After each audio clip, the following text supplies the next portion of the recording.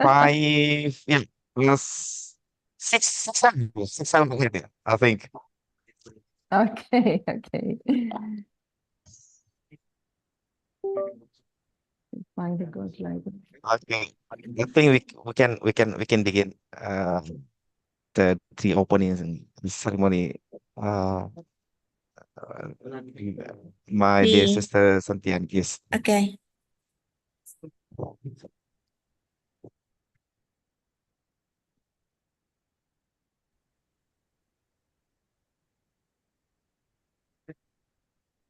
All right, ladies and gentlemen, attention please. The agenda will begin. Assalamualaikum warahmatullahi wabarakatuh. Waalaikumsalam warahmatullahi wabarakatuh. Salam sejahtera bagi kita semua. Salam Om Swastiastu, Namo Buddhaya, salam kebajikan, Rahayu. Alhamdulillahirabbil alamin, wassalatu wassalamu ala asrofil anbiya wal mursalin, ala alihi wa ashabihi ajmain, amma ba'du. The Honorable Dr. Andes Muhammad Sabri MH, the Head of Sekolah Tinggi Keguruan dan Ilmu Pendidikan Veteran Sidrap, and also as Directors of Institut Teknologi Pendidikan dan Bisnis Qana'ah Sidenreng Rappang. The Honorable Resort presents Luís Miguel Oliveira, the Barros Cardoso Ph.D. from the Polytechnic Institute of Portalegre, Portugal. Dr. Mona Taman from Future Leaders International Group in Egypt and Kuwait. Professor Rania Lampou from the Ministry of Education at the Directorate of Education, Technology and Innovation, and also Dr. Andi, Asrifan.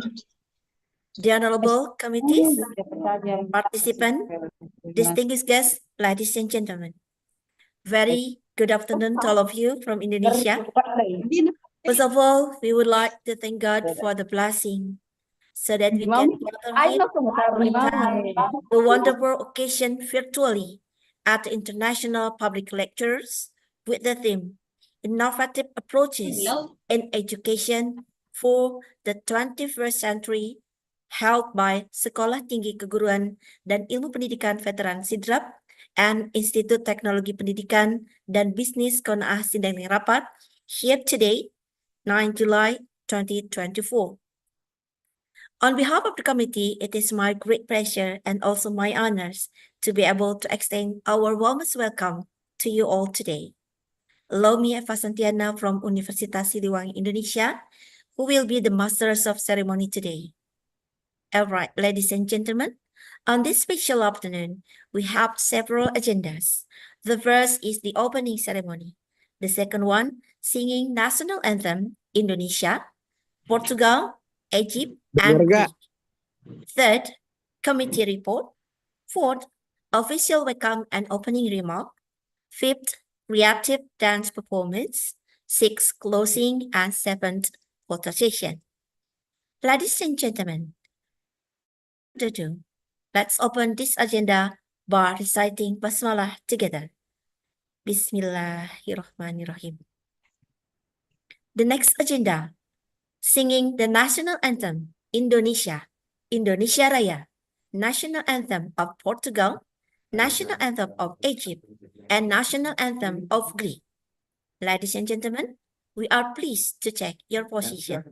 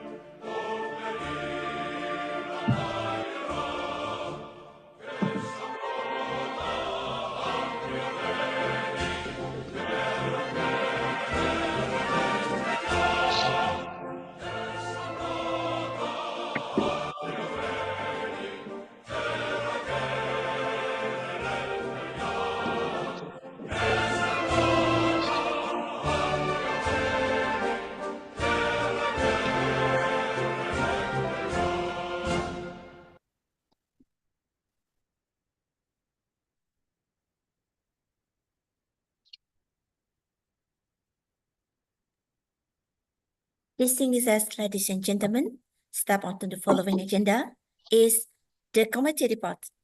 The head of the committee, Dr. Andi Asrifan, M.Pd. The Zoom floor is yours. Thank you so much for this opportunity. Assalamualaikum warahmatullahi wabarakatuh. Bismillahirrahmanirrahim. Distinguished guests, team speaker, faculty member, student, and participant.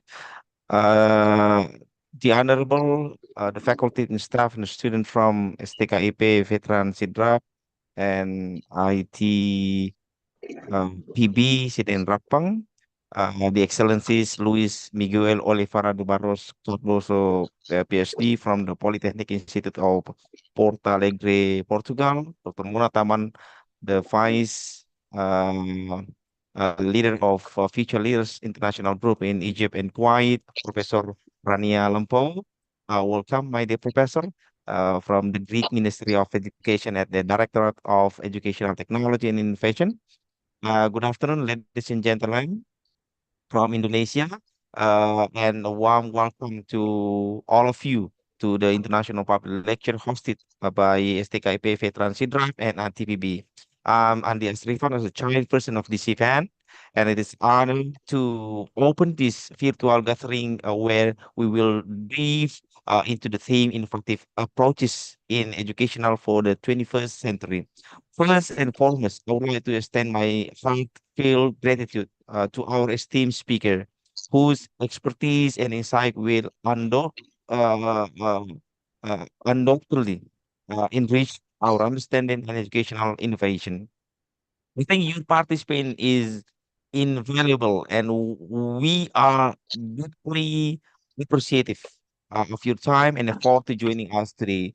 Education, we all know, is a cornerstone of societal progress.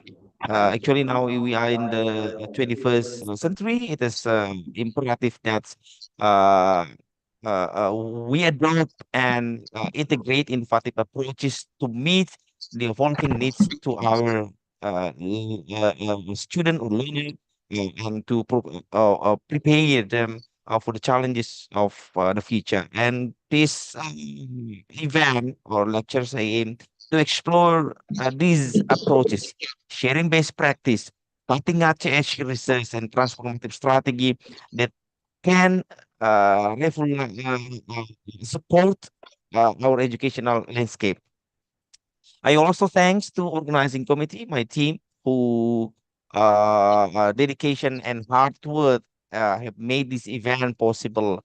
Your commitment to excellence and planning have ensured that we can convene here today despite the challenges posed by the current global situation. As we gather virtually, I encourage all the participants here, from the student, both universities, teacher around the world, and also some professor lectures around the world, uh, to engage actively in the discussion, to ask the question, and share your perspective. And then this event is not only an opportunity to learn from your distinguished speaker, but also is a platform for collaboration and exchange of ideas and educator, researchers, and students from all around the world. And let us make the most of this opportunity to network, learn, and inspire each other to embrace and implement innovative educational practice, and together we can shape a brighter future for education and ultimately for our global community. Once again, welcome to the International Public Lecture, and I hope you find this event insightful and inspiring. Thank you for being here, and I look forward to the fruitful and enjoying session ahead. Thank you so much. Assalamualaikum warahmatullahi wabarakatuh. Waalaikumsalam warahmatullahi wabarakatuh. Ladies and gentlemen, the next agenda is the official welcome and opening remark of the International Public Lectures with the theme Innovative Approaches in Educational for the 21st Century, which will be delivered by the head of Sekolah Tinggi Keguruan dan Ilmu Pendidikan Veteran Sidrap and rectors of Institut Teknologi Pendidikan dan Bisnis Qana'ah Sidenreng Rappang. The Honorable Dr. Andes Muhammad Sabri MH, please.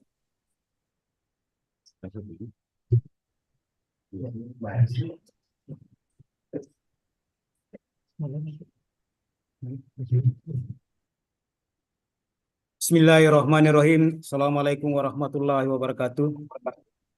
Tamu yang terhormat, rekan-rekan yang saya hormati, hadirin sekalian. Yang mulia Luís Miguel Oliveira de Barros Cardoso, Ph.D. de Polytechnic Institut of Portalegre, Portugal. Yang mulia Dr. Mona Taman, itu Leaders International Group di Mesir dan Kuwait. Yang mulia Profesor Rania Lampou, Kementerian Pendidikan Yunani, Direktorat Teknologi Pendidikan dan Inovasi. Yang mulia Dr. Andi Asrifan S.Pd M.Pd, Universitas Muhammadiyah Sidenreng Rappang. Selamat pagi, selamat siang, dan selamat malam kepada semua yang bergabung dengan kami dari berbagai penjuru dunia. Dengan senang hati dan kehormatan besar, saya menyambut Anda semua di Kuliah Umum Internasional yang diselenggarakan Rappang dan Qana'ah Rappang. Tema kita hari ini, pendekatan inovatif dalam pendidikan abad ke-21, sangat relevan dan menginspirasi saat kita menghadapi kompleksitas dan peluang pendidikan modern. Good morning, good afternoon, or good evening to everyone joining us from the different corner of the world. It's with great pleasure and honor that I extend a warm welcome to each one to our international public lecture organized by STK IPV Transidrap and ITPB Qana'ah Sidenreng. Today's theme, innovative approaches in education for 21st century, is both pertinent and inspiring as we navigate the complexities and opportunity of the modern education. Saya ingin memulai dengan mengucapkan terima kasih yang mendalam kepada pembicara,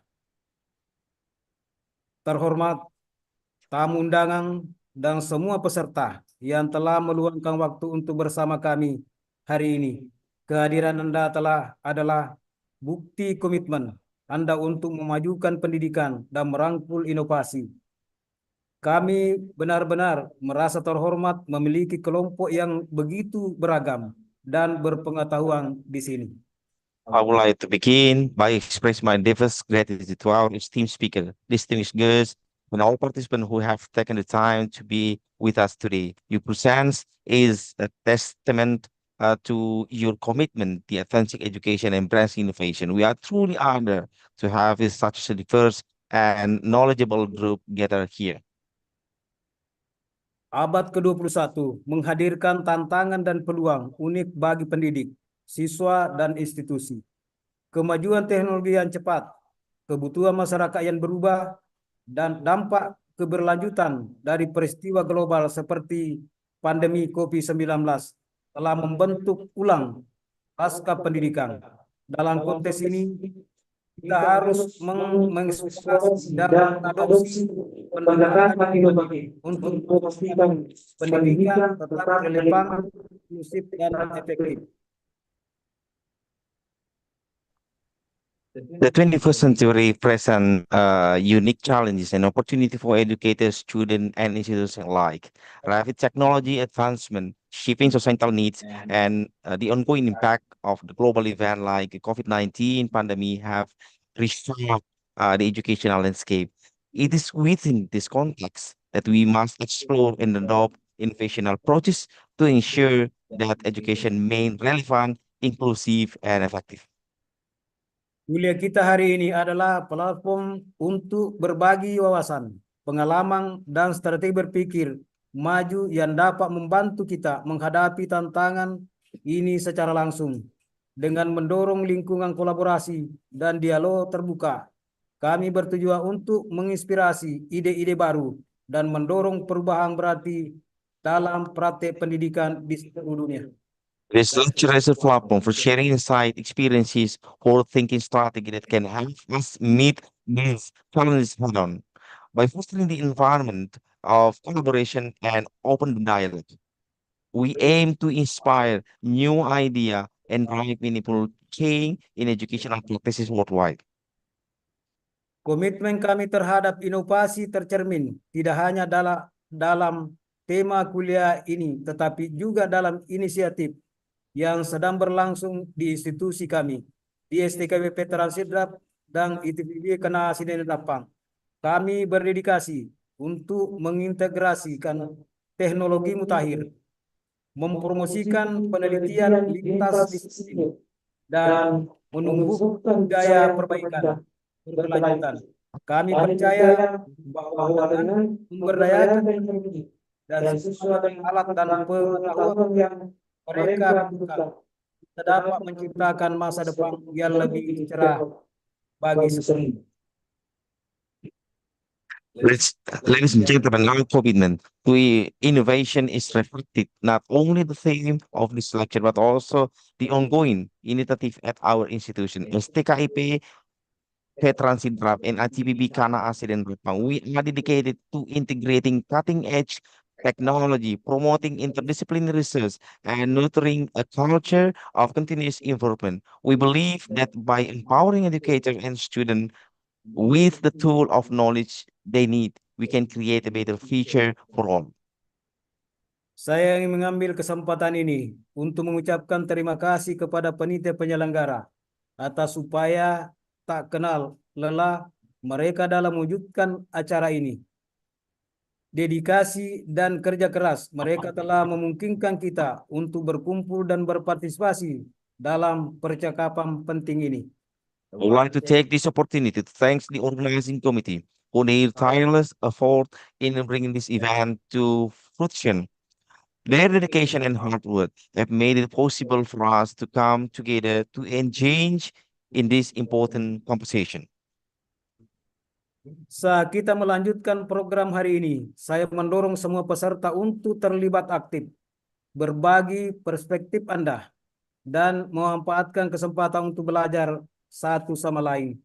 Bersama-sama kita dapat membuka jalan untuk praktik pendidikan dan inovatif dan berdampak yang akan bermanfaat bagi generasi mendatang. To proceed with today's program, I encourage all participants to actively engage, share your perspective, and seize the opportunity to learn from one together. Together, we can pave the way for innovation and impactful educational practices that will be benefit future generation. Sekali lagi, selamat datang di Kuliah Umum Internasional tentang pendekatan inovatif dalam pendidikan untuk abad ke-21. Mari kita buat acara ini menjadi pengalaman yang berkesan dan transformatif bagi semua. Terima kasih. Once again, welcome to the International Public Lecture on Innovative Approaches in Education for the 21st Century. Let us make this event a memorable and transformative experiences for all. Thank you, thank you, thank you so much. Distinguished ladies and gentlemen, let's unwind to view the creative dance performance from UKM Seni Mahasiswa Universitas Kapuas, Indonesia, which will be together enjoy the performance.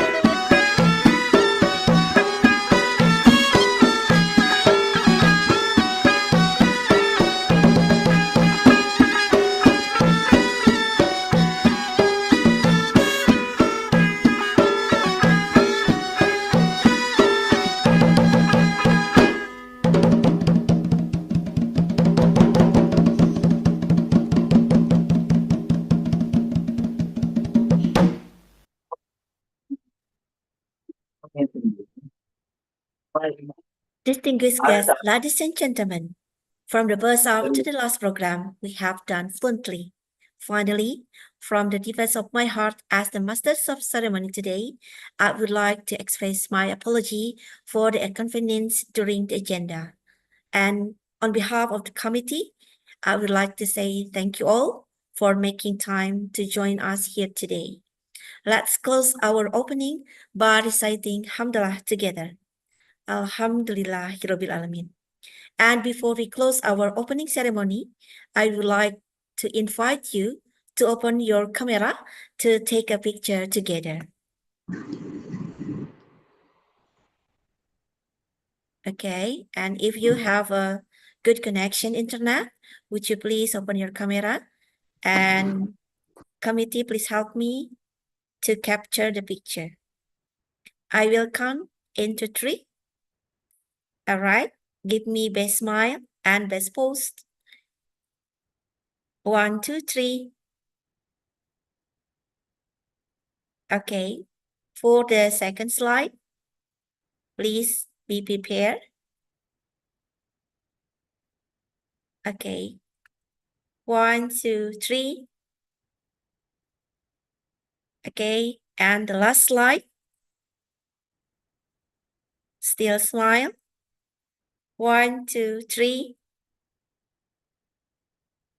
Okay, good, thank you. And allow me to close the session with pantun. And pantun in bahasa. Okay. Cikini ke gondang dia. Tibalah kini saya pamit pada semua. Asik. Cikampek, Tasikmalaya. Mudah-mudahan tidak capek untuk ikut acara selanjutnya. I'm Eva Santiana, Mantap. from Universitas Siliwangi Indonesia, would like to say enjoy the International Public Lectures with the theme Innovative Approaches in Education for 21st Century. And thank you very much for your kind attention. Taufiq wal hidayah. Wassalamualaikum warahmatullahi wabarakatuh. Selamat wabarakatuh. Okay, and moving for the next agenda is about the expert sharing session. For your information, we have 4 speakers who will be share their knowledge today. They are Dr. Andi Asrifan, M.Pd. from Universitas Muhammadiyah, Sidenreng, Rappang, Indonesia, and also from Universitas Negeri Makassar, yeah, today. The second one is Luís Miguel Oliveira de Barros Cardoso, Ph.D. from the Polytechnic Institute of Portalegre, Portugal. The third is Professor Rania Lampou from the Greek Ministries of Education at the Directorate of Educational Technology and Innovation. And the last is Dr. Mona Taman from Future Leader International Group in Egypt and Kuwait. And for sharing session will be led by the organizing committee. Please. Thank you. Thank you so much, my dear sister from Universitas Siliwangi, for the wonderful Master of Ceremony. And say our regard to the faculty and staff in Universitas Siliwangi. Thank you so much on behalf of STKIP, Veteran Sidrap, and ITPB Qana'ah Sidenreng. Thank you so much. My Um, pleasure. Andi Asrifan as moderator for all the speaker today. Because I'm the first speaker, but and also I'm the moderator, so I will be in the last speaker because uh, my dear Professor Luís Cardoso and also Professor Rania Lampou are in the room now. So I will give the chance and the floor to the Professor Luís Cardoso from the Polytechnic Institute of Portalegre, Portugal, as first speaker, and will be continue to the Professor Rania Lampou from the Greece. Good morning, my dear Professor in Portugal. Good morning, and greetings from Portugal. Hello, my dear friend, Professor Dr. Andi Asrifan. How are you? Very good, my dear Professor. Very good. How about the weather in Portugal? Is it rain or the Oh, autumn? it's summertime. It's summertime, my friend. Summertime. Yes, it's summertime, so time for vacation, but not just for now. So now just keep working. What time is it now, Prof? In Portugal? 7 a.m. 7 a.m., my 7 friend. p.m. Wow, that's too early. Well, it's never early to be with our friends and with our colleagues. Thank you. So no problem whatsoever. It's nice to see you. And of course, thank you so much for inviting me, for being here. Please forgive me because my voice is not 100% clear. I have Oh, really sorry. my throat has a sore Mm, throat now. so sorry to So hear that, I'll Professor. do my best to be audible. Thank you.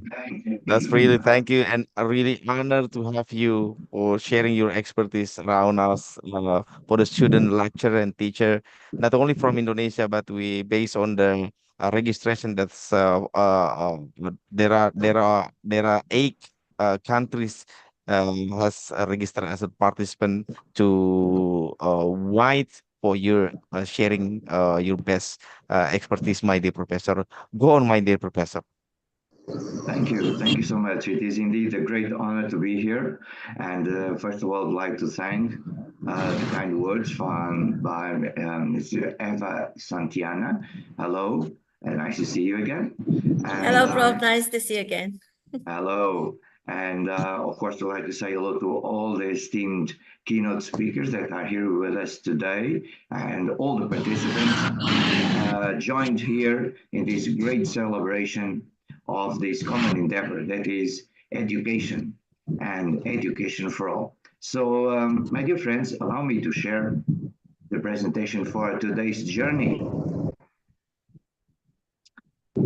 So, I invite you all to a journey to 2030.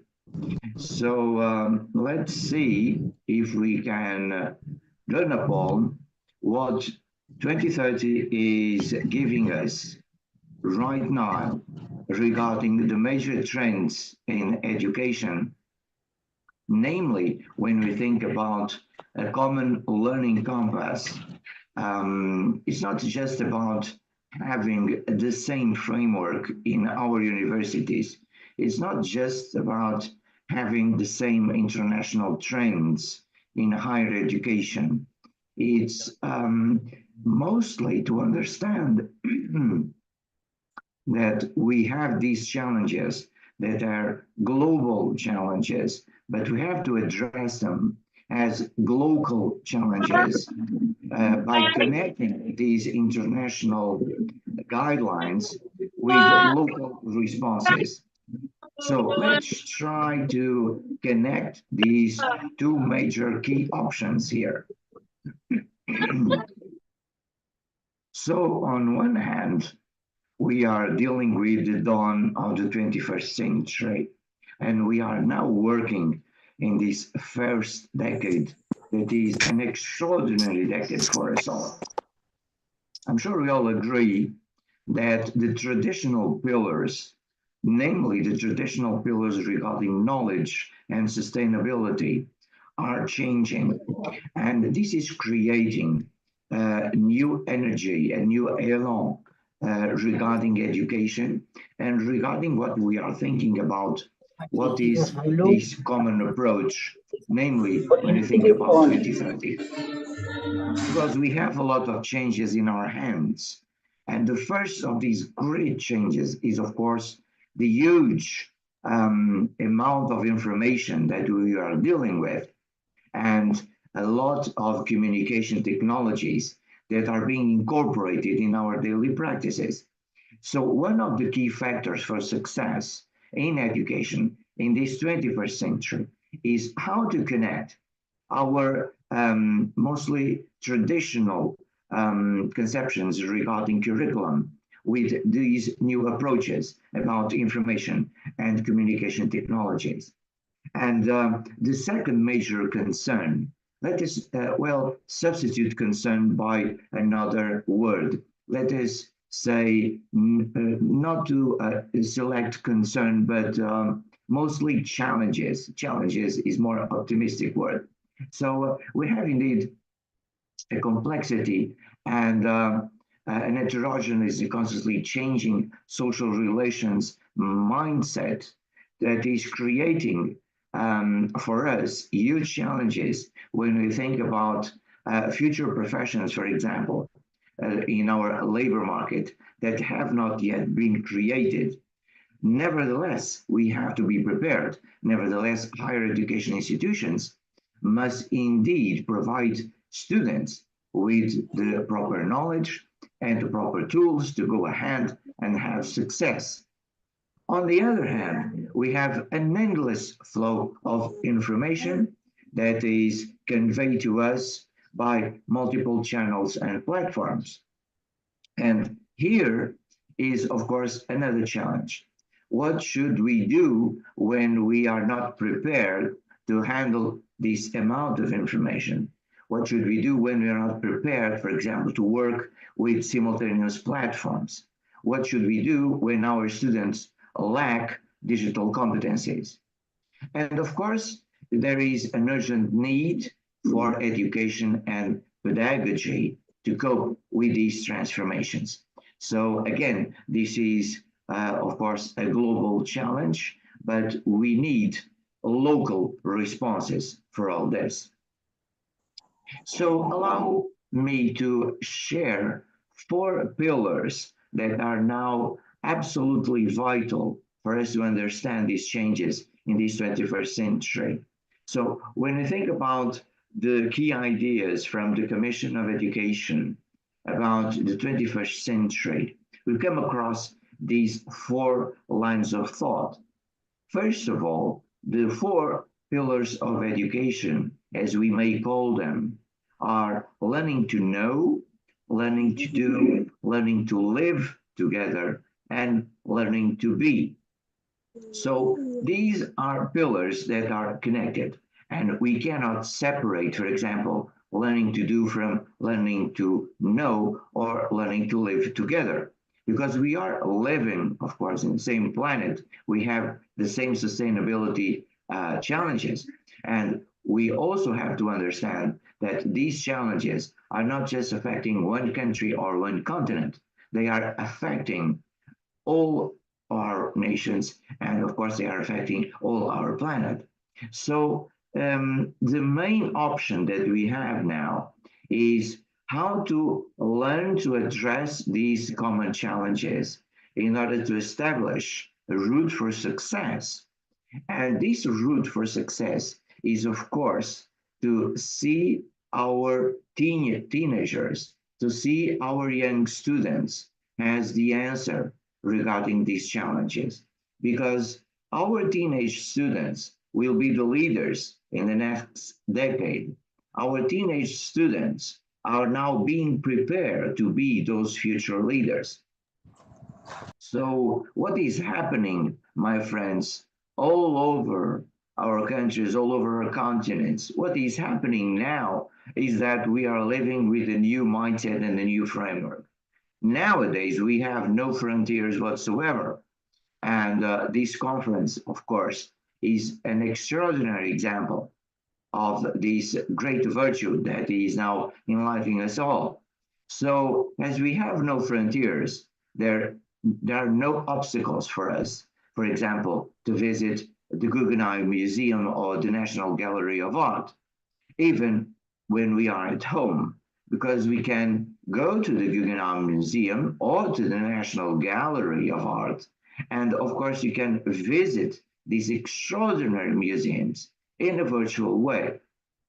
On the other hand, we are all using our smartphones as never before.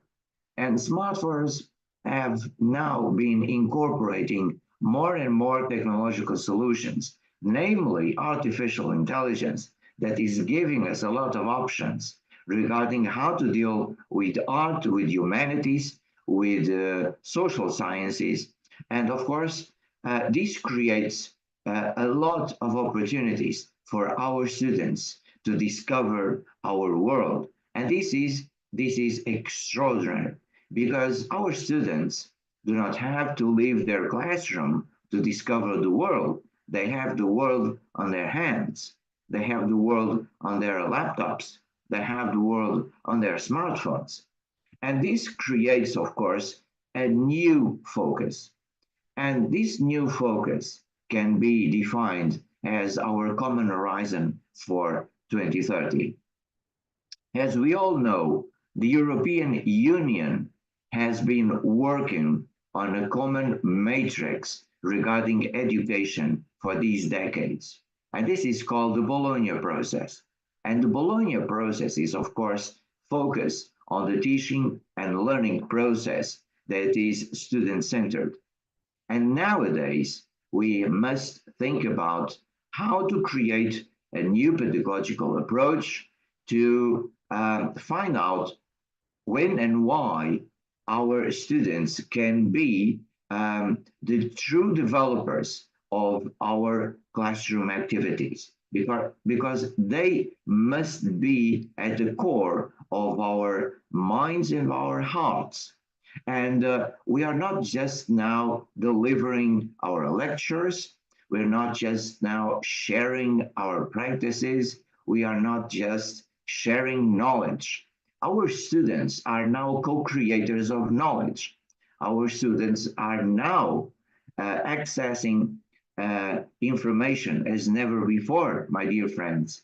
So this means that the acquisition of skills and knowledge is indeed increasing, and it is increasing in an autonomous way. So our students are learning not just inside our classrooms, but also outside our classrooms.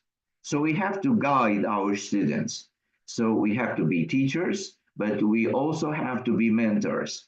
We have to guide our students, namely when we think about how we are living in a digital era, how they have to deal with digital challenges, namely digital competencies to access information, analyze information, select information, and of course, disseminate information in a correct and proper way.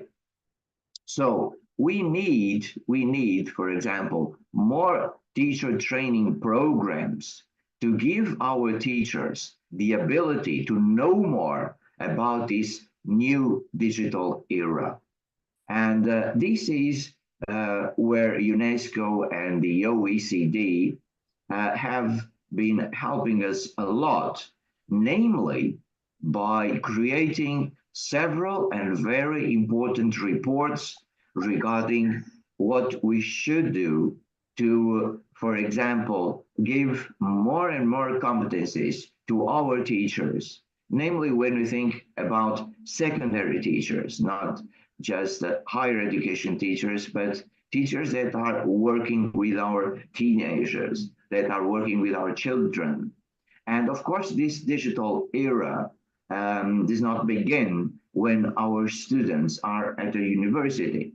So this happens when they are, for example, at the kindergarten. So we have to think how to start in early ages with education and technology in a safe way. So we must be very careful when we are selecting the tools. We must be very careful when we are selecting the instruments, the technologies. We have to address the connection between education and technology with an ethical approach. And of course, we cannot forget that the SDG 4 quality education is our common guideline regarding this Horizon 2030. So Horizon 2030, in one word, it's all about connection. It's all about the networking. It's all about getting to know one another, share best practices, and come across solutions for the same problems, even if we are living in different continents, even if we are living in different countries. So the most important thing is that we have to work together. We have to share what's going on in different continents in order to achieve the same goal. because nowadays we have the same challenges. For example, when you think about personalized teaching strategies, this is something that is happening all around us. So our teaching strategies, of course, are changing. We are leaving behind a paradigm belonging to the 20th century, and we are now addressing the 21st century teaching strategies by incorporating more and more technological solutions. This is why we are now discussing AI and VR solutions, AI augmented solutions, in order to create new possibilities in our classrooms. So the more and more personalized teaching strategies we use, the more our students will be feeling respected, feeling that they are valued and cherished, and they will be engaged. They will be more optimistic regarding their ways, regarding their future, and they will participate more and more in our activities. So we have to collaborate in teaching and informal teaching as well. So teaching is not just about how to address, for example, a syllabus. It's more important than this. It's the way we are addressing, for example, the problems that some of our students may have in our classroom. So if one of our students has a problem, first of all, we have to detect that problem. This is where AI is helping us a lot. Because when we are dealing with, for example, a class that has 50 or 100 students, many times it's difficult to analyze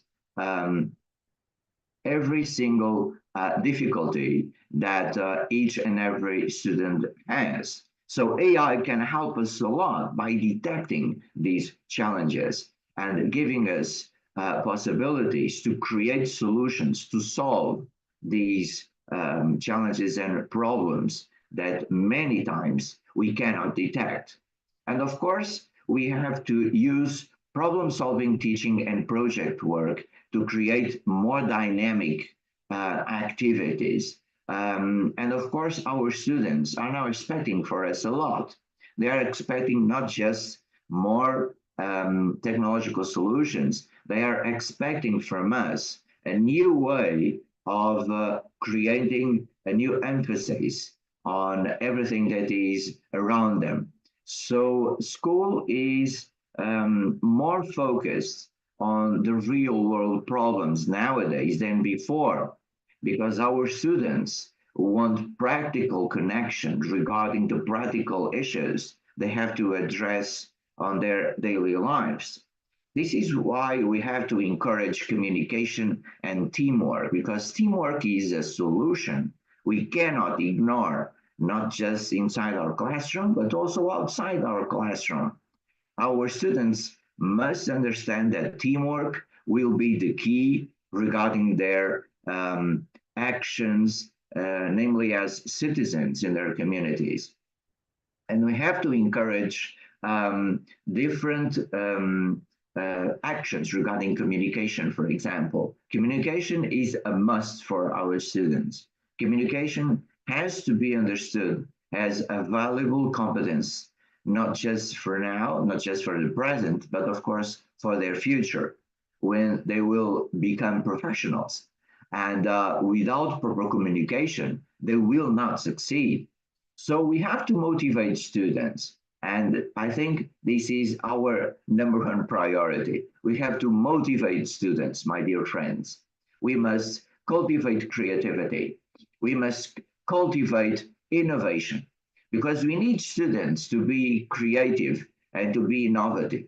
And one of the most important lessons that we have learned from the COVID-19 experience is that we have to adapt. We have to be flexible. So creativity and innovation are now key elements. And of course, we have to connect this with the technological knowledge of our students that is more and more demanding, because technology is changing every day. And as we are now analyzing these issues, many technological solutions are being developed and created. So if we are now discussing, for example, something about AI that is the state of the art, tomorrow it will no longer be the state of the art, my dear friends, because it will be substituted and will be override by another type of AI. And AI is giving a lot of solutions and a lot of things regarding this common approach, namely because we cannot forget an ethical approach about these new technologies. So we have to develop activities, as we said before, closer to the real world, because higher education institutions cannot be separated from the real world. Otherwise, universities are closed. Otherwise, universities are not listening to the community that is around them. Otherwise, universities will not connect with the private sector and the public sector. Otherwise, universities will not connect with corporations and enterprises.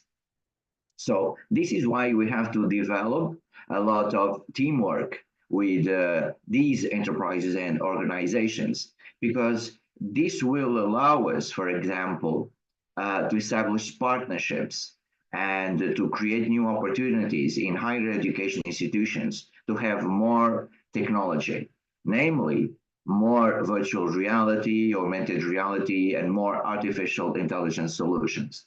And of course, when we think about immersive learning strategies, these are extraordinarily important for our students, because students like immersive learning strategies.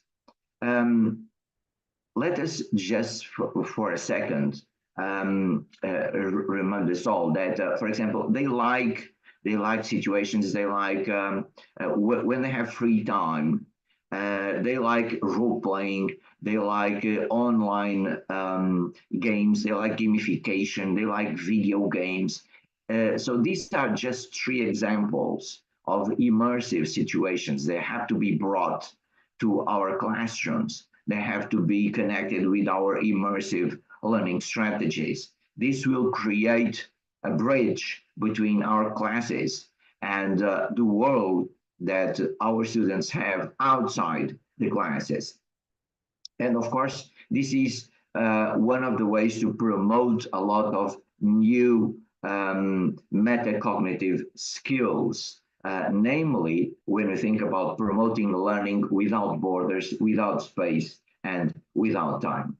So our students are now very different from the students we had during the 20th century.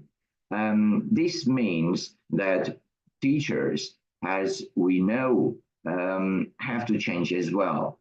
So we need a new type of teacher. We need a teacher that has a new portrait.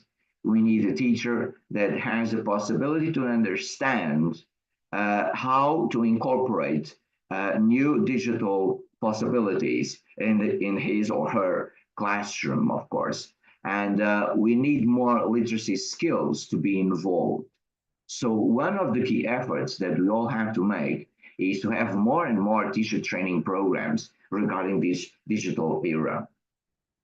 So 21st century teachers, of course, are now facing a huge challenge. That is, they have to prepare students for jobs that haven't been created yet. So how can we do this? So we have to give them the skills.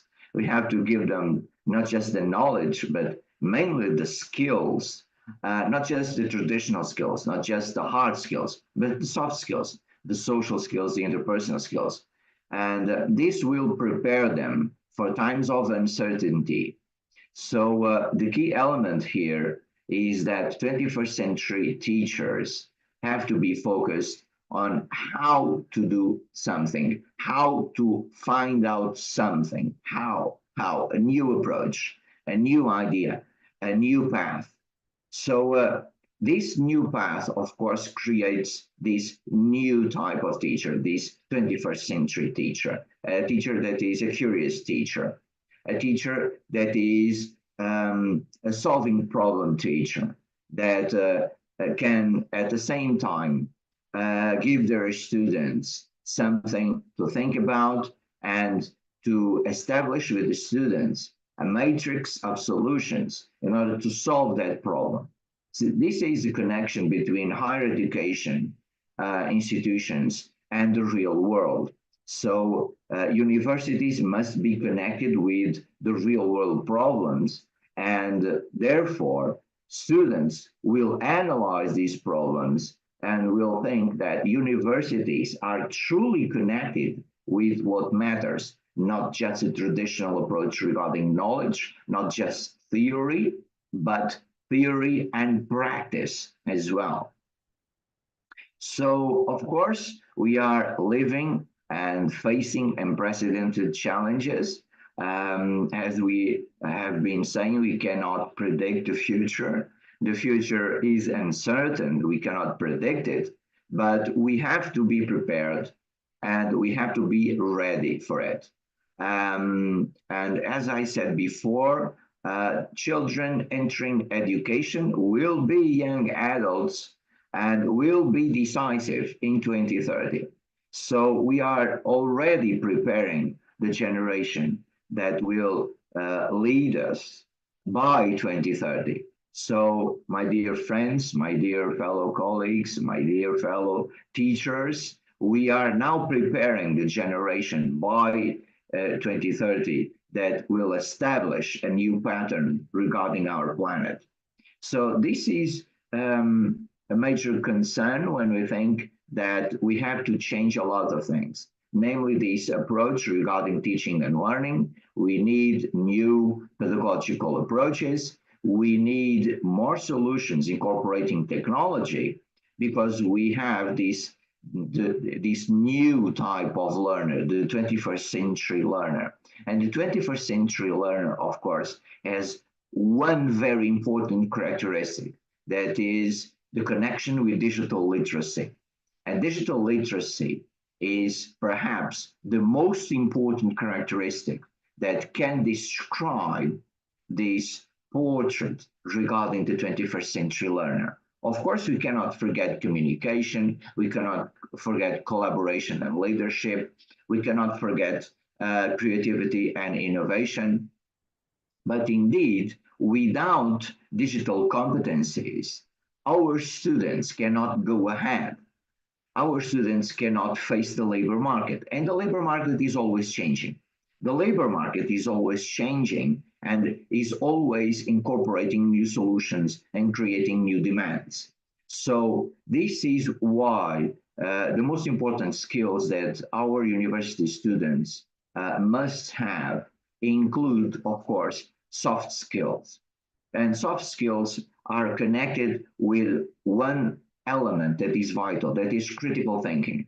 So it's not just about having the knowledge, having the skills, but having the perception that everything has to be used at the right time, the right place, with this critical thinking. So critical thinking is, of course, an approach that has to be promoted in teacher training programs, and critical thinking will, I'm sure, modify the way many teachers can create new approaches in their classrooms. Because when we think about what are the most important skills, for example, by 2025 or by 2027, of course, we all understand that we need analytical thinking and innovation. We need active learning and learning strategies, as we said before. And why? Because we are dealing with complex problem solving.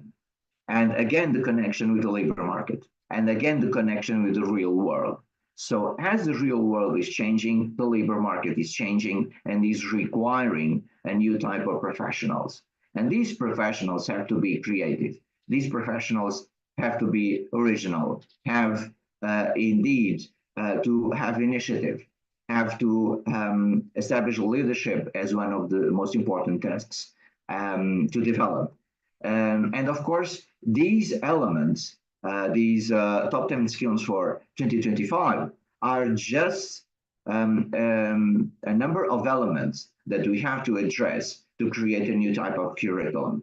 So this new type of curriculum is incorporated in different literacies for this digital age. We need the traditional literacies, of course, how to read, how to write, how to spell, and math competencies, math literacies, but we also need a lot of new literacies for this digital era.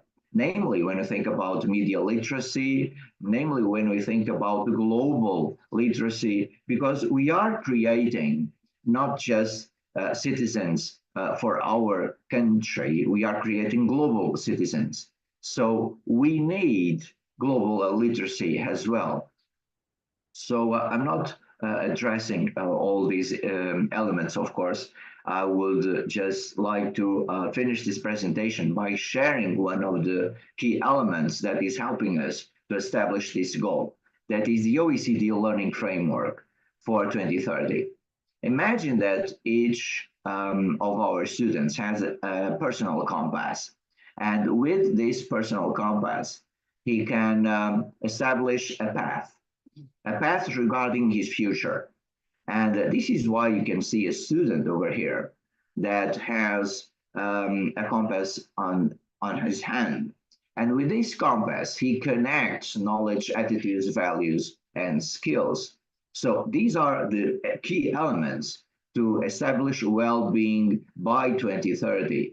And of course, the core foundations for this OECD learning framework are literacy, numeracy, social, emotional health, digital literacy, and data literacy. So the OECD Learning Compass is the connection of knowledge, skills, attitudes, and values. And of course, our students will need to apply all this in unknown and evolving circumstances. This is why they have to be prepared. This is why we have to prepare them to be creative. This is why we have to prepare them to use communication strategies. This is why we have to prepare them to use, for example, social and emotional skills. So everything is connected in this learning framework. And our students, as you can see, our students are the heart of this system. And our students can indeed be the elements that will change not just the way we address education as a whole regarding national policies as well, because this is an international framework, this is an international perspective, and we have to adapt this perspective, of course. Each country has its own political approaches, has its own national policies, education policies, and everything must be connected with this well-being 2030, with these key ideas, with these knowledge, skills, attitudes, and values that creates competencies for action. And why? Because we need our students to be active. We want our students to be great professionals. We want our students to be great citizens. This is the synthesis of these 4 traits regarding the OECD Learning Framework for 2030. So to connect knowledge, skills, attitudes, values, to establish all this in new competencies for action. And of course, when we think about all this, then we can go ahead and define what students learn matters. This means we need a new curriculum, the 21st century curriculum.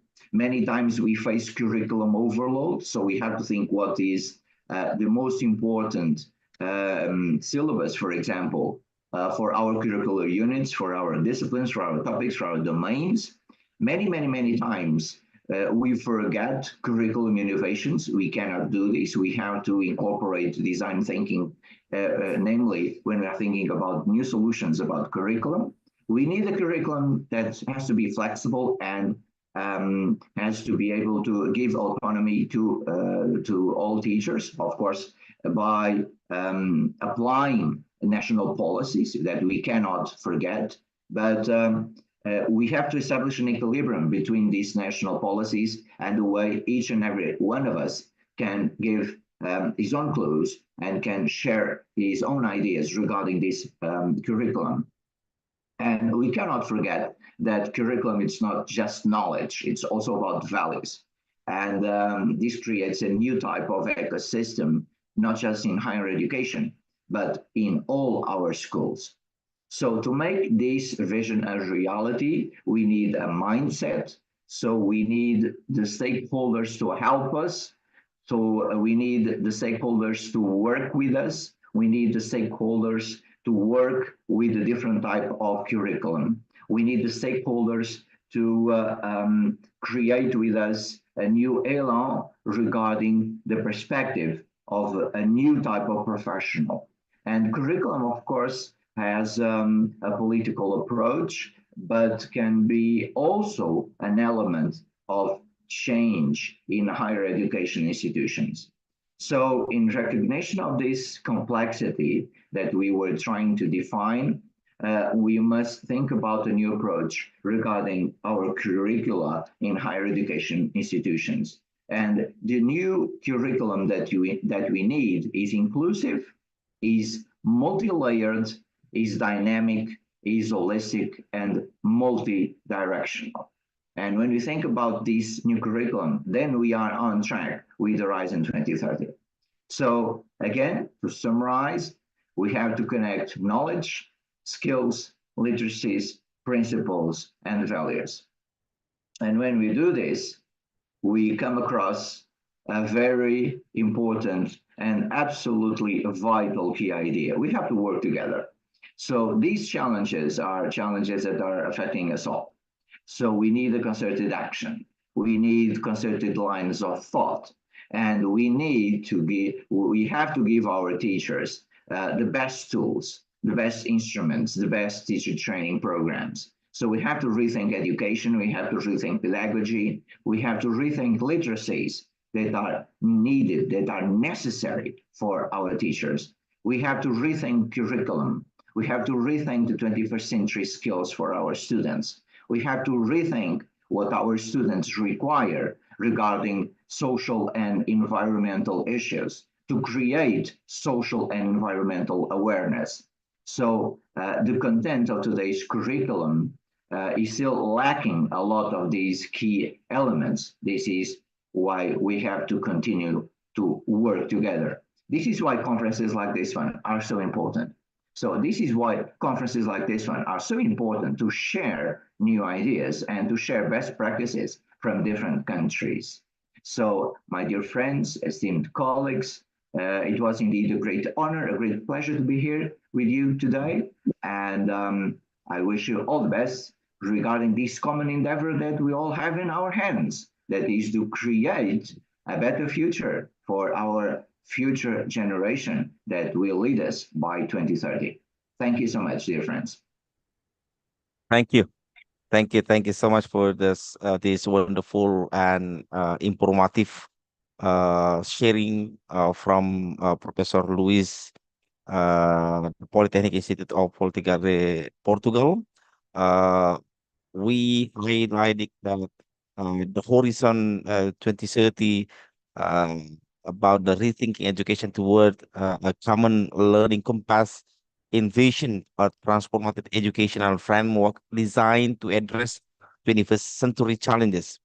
And based on the sharing just now, that it emphasizes the holistic development, fostering the critical thinking, creativity, and global citizenship. And the initiative advocate for inclusive and equitable learning environment, leveraging technology to enhance access and personalized education. And also, it promote a learner-centered approach, priority well-being, social emotional skill, and lifelong learning. And by integrating diverse cultural perspective and interdisciplinary knowledge, I think Professor Luis has closed just now that the Horizon 2030 the aim to equip the learner with the skill needed to navigate the rapidly changing world, fostering a sustainable, just and peaceful global society. Thank you so much, Professor, for really a wonderful and informative sharing. So I give a floor to the participant. One participant from the live Zoom here, and also the YouTube, live YouTube.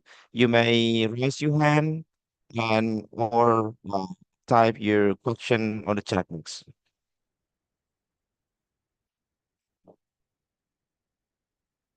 Okay.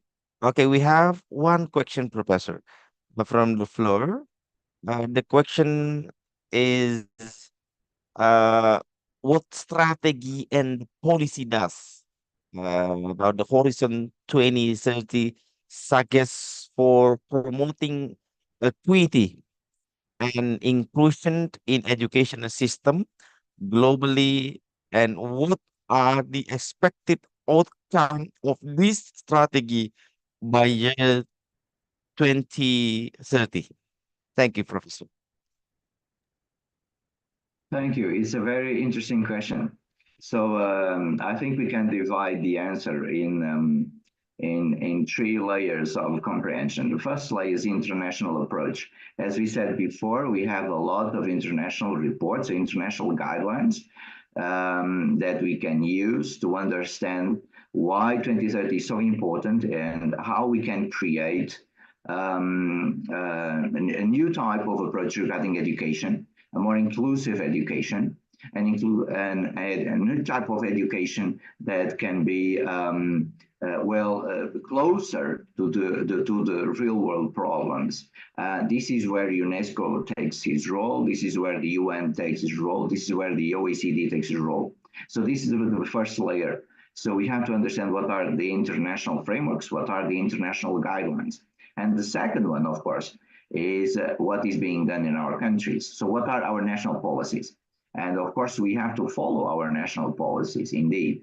And our national policies are always connected with these international policies. They also bear in mind some of the most important key ideas from this international framework. So we have here a connection between the national policies and the international approaches. The third layer is what we are doing in our schools, what we are doing in our universities, we are doing in our classrooms. And this is the layer that for me is the most important layer. So this is the layer that has to be understood as the most important challenge for us all, because every single teacher has a very important role to play regarding the future of their students. And every single teacher can be an example, can be an inspiration, can be a role model.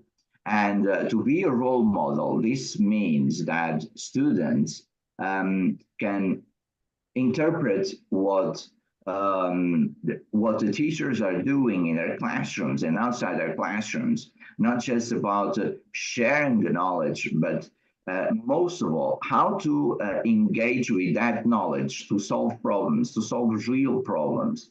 And this creates a new type of approach regarding education in a more inclusive and sustainable world, because we are dealing with real problems now. We are dealing with problems that are affecting us all. So when we are thinking about what we're going to do, for example, to create a better future when we have so many and difficult issues here for this generation, namely regarding energy, sustainability, financial issues, social issues. We are living in a planet that is not a peaceful planet, unfortunately. We have a lot of conflicts to solve. So without peace, without defining education as our priority, without defining a common strategy, not just for one continent, but for all continents. So this means that we have to connect this international approach with these local responses. So to summarize all this, on one hand, we need to understand what are the international trends. On the other hand, we must comply with the national policies. And of course, we have to try to create an equilibrium between these national policies and a type of curriculum that can be more flexible and incorporate new pedagogical approaches, incorporate more and more technology, and namely to establish a profound relation with everything that our students expect from us. So they are expecting support, they are expecting inspiration, they are expecting knowledge, of course, but they are expecting from us to be mentors, to help them, guide them with their experiences, with their lives, and also to assist them with their daily life problems. And when we do this, we are on track with an holistic approach, as you well said, and we need an holistic approach regarding education. Thank you. Thank you so much, Professor Luis, for very insightful presentation today. And that's really honor to have you for your sharing and really insightful on behalf of the Ministry of Education and Culture, Research and Technology of Indonesia, and STKIP veteran, and also ITPB Qana'ah Sidenreng.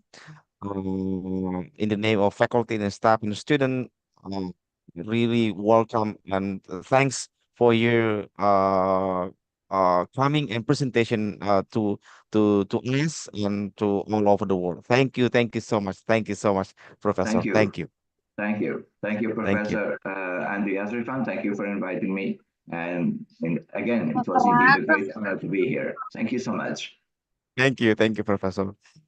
Well, ladies and gentlemen, so we move to the next agenda. So we have Professor Rania Lampou, the Greek Ministry of Education and the Director of Educational Technology and Innovation. Before I give a please to the Professor Rania Lampou, I would like to welcome also say our welcome to uh, Dr. Aditya Narayan as the head of department from Pundelgang University, India. Welcome, my dear professor. And also, my dear brother from Africa, if I forget, Ulorotuin Selio Tayo. Welcome, my dear brother.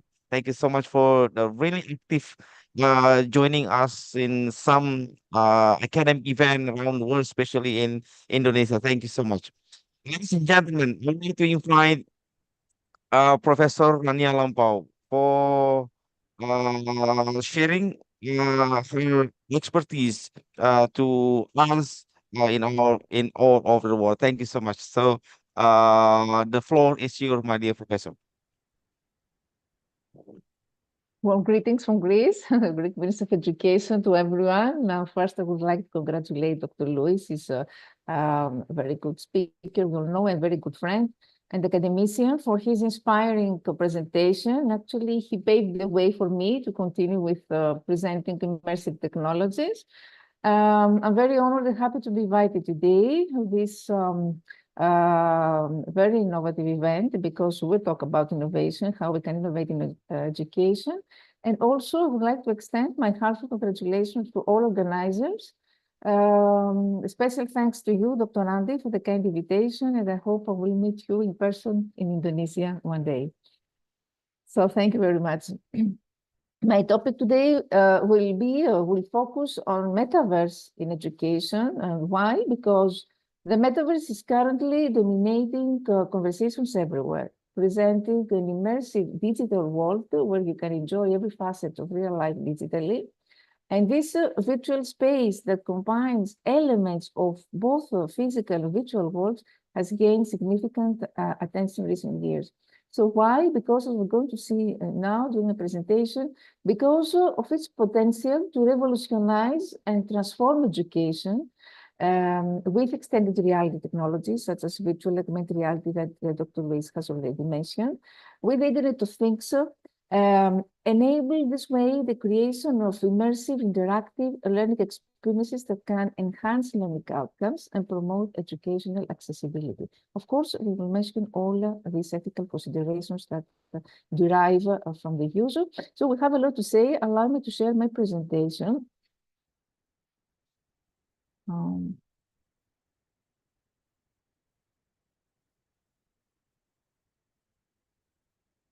Is it visible now? Yes, perfect, Professor. Can you see also the change of slides?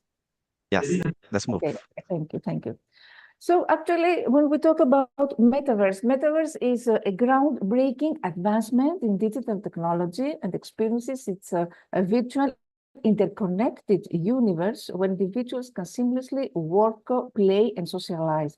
So in this expansive domain, the physical and digital realms can overlap, and this way we can enable people, avatars, and digital personas to engage in a wide range of activities.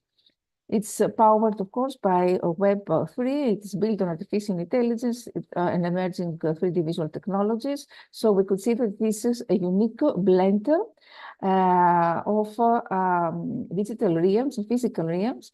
And it's many times it's considered as an Internet of Place. So actually, we could say that it's a virtual shared place space integrating augmented reality and virtual reality technologies. It is held as the Internet of the future sometimes. And why? Because of its potential, as I said before, to revolutionize online communication, collaboration, learning, and work. So why it is important? Because this way we can redefine the way we live, we work, and connect, because it fosters unprecedented levels of collaboration, connectivity. How? By breaking down geographical barriers. And let's not forget about the business, because the business landscapes also, business can tap into a global talent pool. They can remote socialization, which can encourage, of course, economic and personal growth. So in this transformative landscape, we can build, for example, digital twins. We can deploy avatars as part of our workforce. And this metaverse is extended beyond digital spaces, which is why we introduced the term metaverse continuum. Metaverse continuum means that we encompass, we include all facets, if we talk about business or of education, and all these metaverse-related technologies that are changing how we conduct training exercises, how we interact, and much more. So how does this work? It functions as a dynamic digital ecosystem which tries to deliver state-of-the-art technologies, and this way it can be navigated using avatars usually. It's fundamental to the digital realm of the Web3 technology. This is a decentralized foundation that guarantees secure control over digital identities and assets.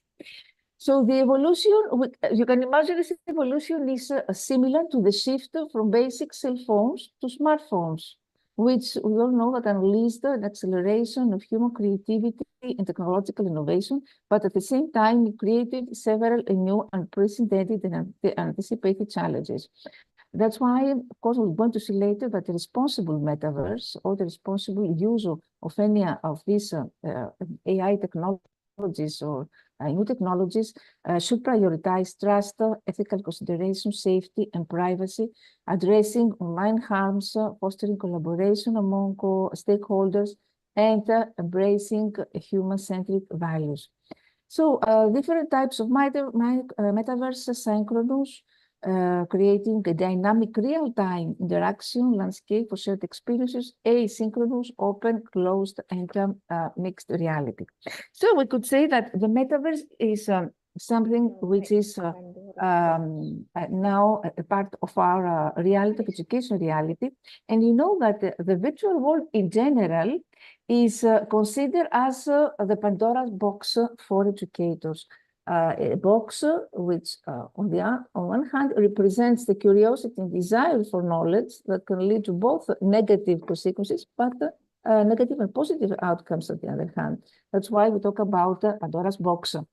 So the metaverse is a compound term which stems from the combination of transcendent, meta, and universe. It's a science fiction world first mentioned in the novel Snow Crash of Stevenson in 1993. It's a space that includes both reality and no-reality. It refers to a digital environment where users may engage with virtual or digital things in a 3D space and communicate with one another in a fully immersive setting, which is reachable over the internet. Or in the past, it was exclusive only to technology pioneers and data scientists, but now the metaverse is expanded to affect everyone, and the impact of this environment is everything. Here you can see from recent success stories of platforms like Roblox or Meta Horizons and Vibela. So the metaverse is an increasingly complex concept in the digital landscape, promising excellent, exceptional opportunities for billions of people via the connected web of free services and technology. Is an enormous framework that owns many digital features of the future. And of course, there are many, the numerous benefits that we're going to see this metaverse work, the interaction, authenticity, portability. And as a result, the new education system has to be readdressed to retain its accessibility and prolong its existence. So the best way to describe the metaverse is as a marriage of the world as we know it, combined with a world where the laws of physics and space-time aren't a limitation. We agree, of course, that the metaverse isn't a specific app or a specific platform. We can consider it as the next evolution of the internet, a term that covers all standards, protocols, and APIs that combine to form a means of delivery of content and experiences that we imbibe through the web. Similarly, there should be no barriers to entry, so the metaverse should be inclusive. That means accessible to all, like the internet. So what are first, if you know Tony Paris, the 7 rules of the metaverse. First one, that metaverse is for everyone. What I said before about inclusivity and accessibility. Nobody controls the metaverse. It's open and it functions like the internet. Here you can see where we're heading for the 7 major verses. We're headed towards Holyverse. It's directed to wholeness. The different types of the 7 major verses, and who's building metaverse companies like Unity, like Google, like Amazon, who are building, who invest a lot of this. We're talking about the market of now I read about 200 billions. This is the market size.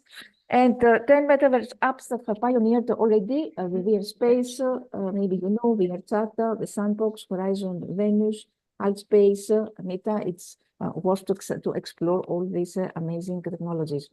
So what are the characteristics of metaverse? It's a completely new domain for people, and despite the growing popularity, we could say that this concept is still unclear to many. The rapid development of internet communication techniques and hardware platforms, decentralization, the combination of virtuality and reality, and high human-computer interaction are actually the characteristics of this. Why decentralization?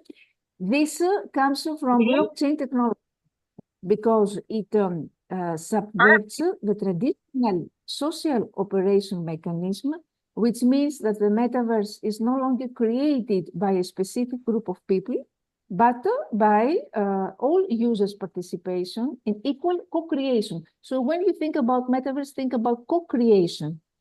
Secondly, the Internet of Things means that everything is connected to the internet. So it implements the combination of virtuality and reality, which makes users switch between the virtual and real worlds anytime and anywhere. So in the metaverse world, the identity of a user, who am I, and social relations in 2 worlds will bring a new way of life. What's my relationships with others? And human-computer interaction, of course, the basic function of the metaverse. Digital reality, of course, we talk about mixed reality and all these new technologies. So this XR, which stands for extended or cross reality, is a catch-all term for immersive technologies used to access the metaverse.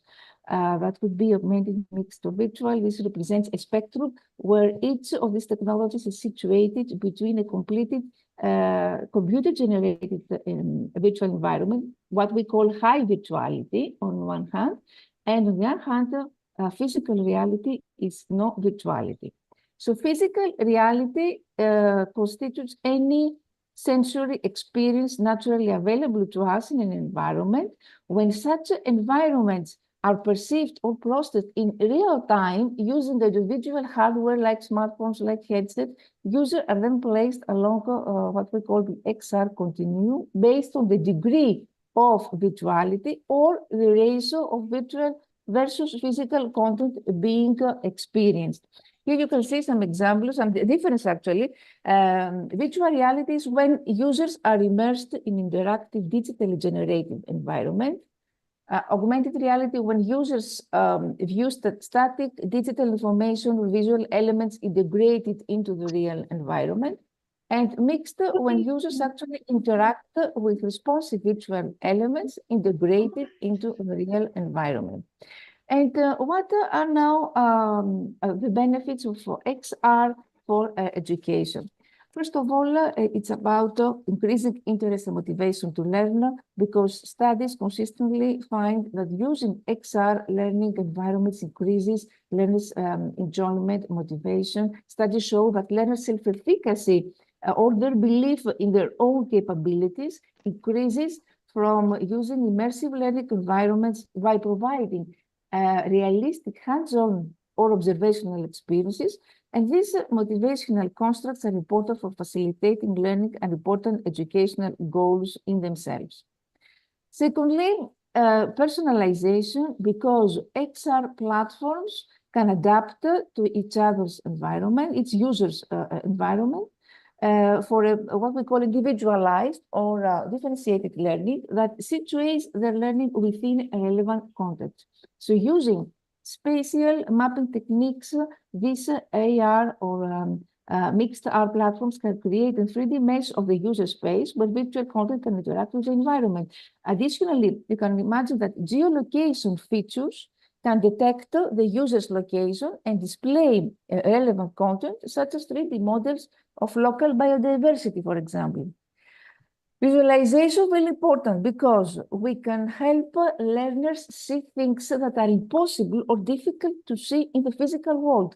And this can support learning more accurate spatial representation, such as understanding the structure of cells, making abstract concepts more concrete, like visualizing the theory of relativity of Einstein. And active learning, because XR can provide learners the opportunity to interact with real-looking objects and environments, which can enable them to actively participate in what they're learning and connect their mind and body to. Learners can create with virtual objects in computer-generated and physical environments. So it's useful for technical training also and skill building, especially providing opportunities to practice high-cost, high-risk scenarios like medical dissections or surgical operations. And of course, gamification, because gaming, I think, is perhaps the most prevalent application of XRs, because games can engage learners by adapting difficulty based on need and proficiency, providing a scaffolded opportunity for repeated practice. Virtual augmented field trips, because XR's immersive capabilities can support or facilitate learning, situating in a more authentic contexts than the classroom. VR, for example, can transport users to places impossible to visit in real life. AR can help provide information or context into an environment during a physical field trip. And very important role-playing perspective taking, because XR can create a sense of virtual body ownership or a sense of presence in a different body. This can facilitate role-play and perspective taking, which are both effective pedagogical tools for identity exploration, which can help people learn social emotional skills at the same time or develop their self-beliefs. Immersive storytelling, because stories are powerful for learning. Immersive storytelling can put a learner inside the story to provide more context and deepen their understanding, for example, by immersing them in a news story. And novel social interactions, I think the most important, because XR applications increasingly allow now people to interact with others through virtual meetings, through games, through social networks. They open up the potential for collaborative learning, connect people across distances that are difficult to orchestrate otherwise. And of course, in this case, within the metaverse, students can explore scientific concepts, they can delve into historical events, they can interact with cultural artifacts, all in ways that are not feasible in the physical world. Of course, is what I said before, the social part, the socialization, large-scale socialization, which enhances social gathering, social meetings, is a very important feature of metaverse. So we provide this way, engaging interactive learning experiences. We try to tailor, to cater to individual learning styles and reach a wider audience. Always this should be in a safe and controlled environment for conducting, for example, experiments, simulations that would be challenging or impossible in the physical world. Here I want to clarify something. Metaverse is something that differs from other VR and AR experiences. And it's not important, it's not necessary to use also headset. I mean, VR or AR, it's not a prerequisite to accessing a metaverse. For example, metaverse can be accessed without costly wear on. There are many platforms when you can experience this without a VR headset. What are the benefits of this? Improve accessibility, privacy, and network integration. So, immersive interactive experiences, we break down the limitations of the internet. Visualization, as you before, help learners see things that are harder to contact by their eyes in the real world before, such as molecules or biological cells in a microscopic view. They can make abstract theories like theory of Einstein more concrete. And low learning costs and risks, very important. We talk about chemistry, for example, or physics. We need to conduct experiments, and all these experiments now, thanks to this technology, can be simulated through digitization, which is a part of metaverse education. And this can save, of course, a lot on resource consumption. If learners, for example, train during high-risk experiments with, for example, flammable, explosive, or chemical materials, the learner's operational risk will be low. Of course, we promote communication. I said before that we know that the current online classroom lacks effective interaction and communication. So metaverse allows teachers to create virtual rooms where they can hold internal meetings, and at the same time, learners can create study rooms in which they can work collaboratively, they can study, and they can socialize freely. And according to their avatars, everyone is able to see each other, they can easily share files, they can play games. These features, of course, enhance the relationships between learners and teachers. So that we have a bold vision of metaverse, or the future of metaverse in education. And something very important, of course, unrestricted time and space, because education can be liberated now, can be free from the limitation of time. Historical events can be recreated, I mentioned before, and experienced. It can break geographical restrictions. Students who live in remote areas, or those who are scientists and wanted to investigate the environment of tropical regions on the equator. We can all, thanks to these digital simulations, everything is possible.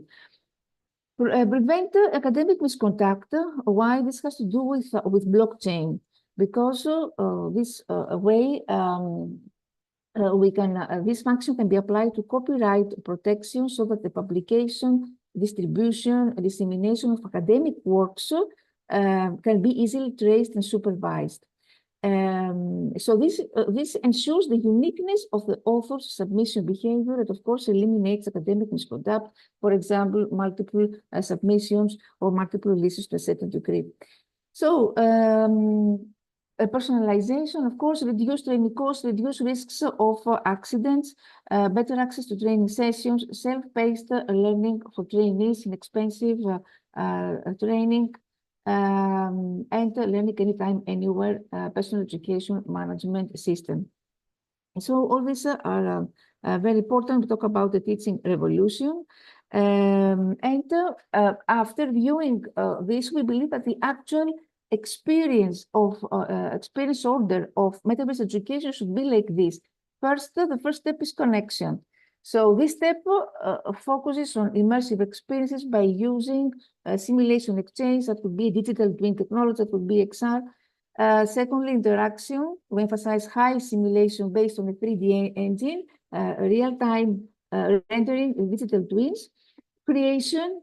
This step is based on the stable operation of the platform, which uses a large amount, of course, of data to create content, including objects and spaces, and identification when we identify different users and entities in the virtual world, mainly based on Web 3.0 and blockchain. So, what are the key aspects of metaverse so far? We talk about immersive learning, a global collaboration, enable students worldwide that can learn together, promote cultural exchange, enhance learning experiences, because students can perform experiments, and before about physics and chemistry in virtual labs, which in physical world can be risky or costly, so this is a great advantage. Virtual reality can take students to different historical periods of cultural settings. It can provide tailored learning experiences to meet individual student needs. It's more interactive, so scenarios I mentioned before, playing and perspective taking, because this way we can develop teamwork, problem-solving skills, and communication. And technical skills, why? Because students can practice and enhance technical skills in virtual settings such as coding or programming or engineering or medical procedures. So all this with gamification, of course, which makes more engaging and fun learning,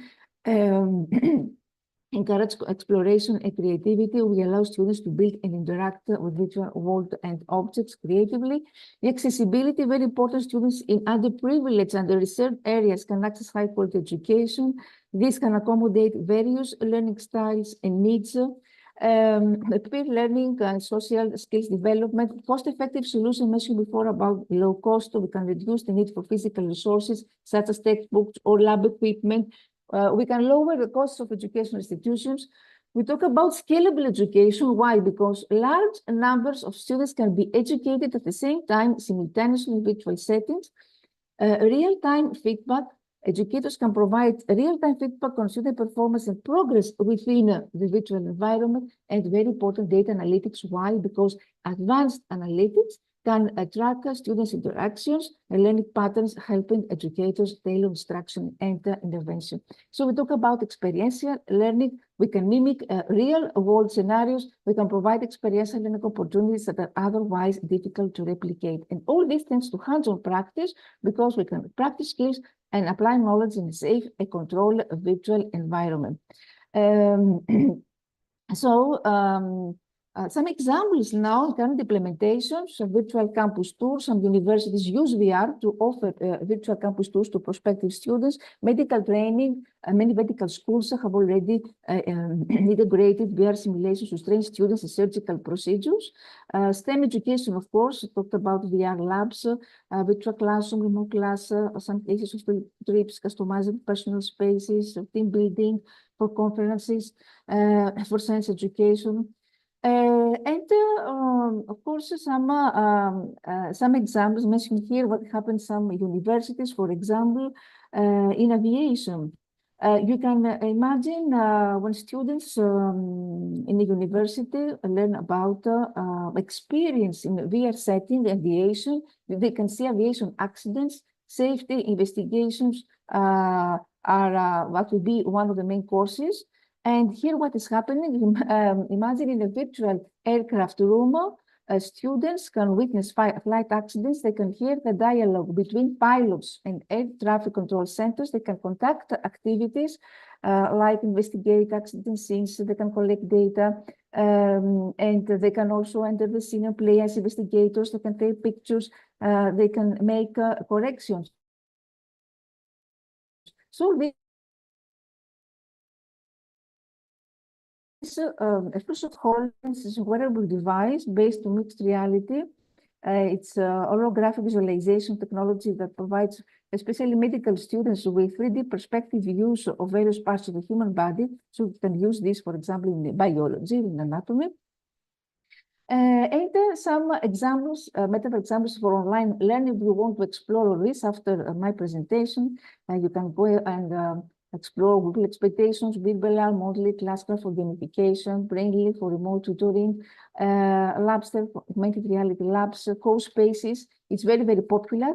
And Dreambox and many other applications. Of course, on the other hand, there are limitations. This has to do with a case of accessibility. Current technologies are not easy to use for many people. For example, someone with limited mobility in their hands may struggle to use controllers. Or also they say some studies that women are not so are more vulnerable when they use AR headsets. The case of affordability, why XR remain more expensive now, but of course the next years will be even more will be more cost effective. Private safety and difficult to assess learning because we need global frameworks for evaluation. So when you design a lesson which includes what are the learning goals, who are the learners, what is the context, why? Because XR technologies so far have not yet been designed with a range of potential learning contexts in mind. So choosing the right technology to deploy the experience depends on the concept, such as, for example, availability of electricity, of internet devices. Everything should be taken into consideration. And the challenges now have to do, of course, with technical implementation infrastructure, digital twins with blockchain, networking, computing, privacy and security, digital literacy, has to do with training of both the students and teachers. With the content development, it's not easy to develop a content development, using metaverse, inclusiveness, and of course, cyber syndrome, as we said before, the addiction. Because all this is a relative major technology, but we lack, however, in-depth research on this new teaching method. So these existing technologies that generate, for example, VR graphics and display factors are quite limited, we could say. For example, most AR devices are more convenient to wear than VR devices. It is difficult to use the same teaching content on different AR devices because manufacturers do not have a uniform standard. So no portability of content is one of the biggest challenges of AR so far. And if we talk about artificial intelligence also and the metaverse, AI is an essential technology to make metaverse education more effective. So it's important to how to generate virtual teaching assistants that would be suitable for learners, how to achieve barrier-free communication, how to evaluate learners' learning outcomes. All these are major problems if we talk about AI and metaverse. And of course, all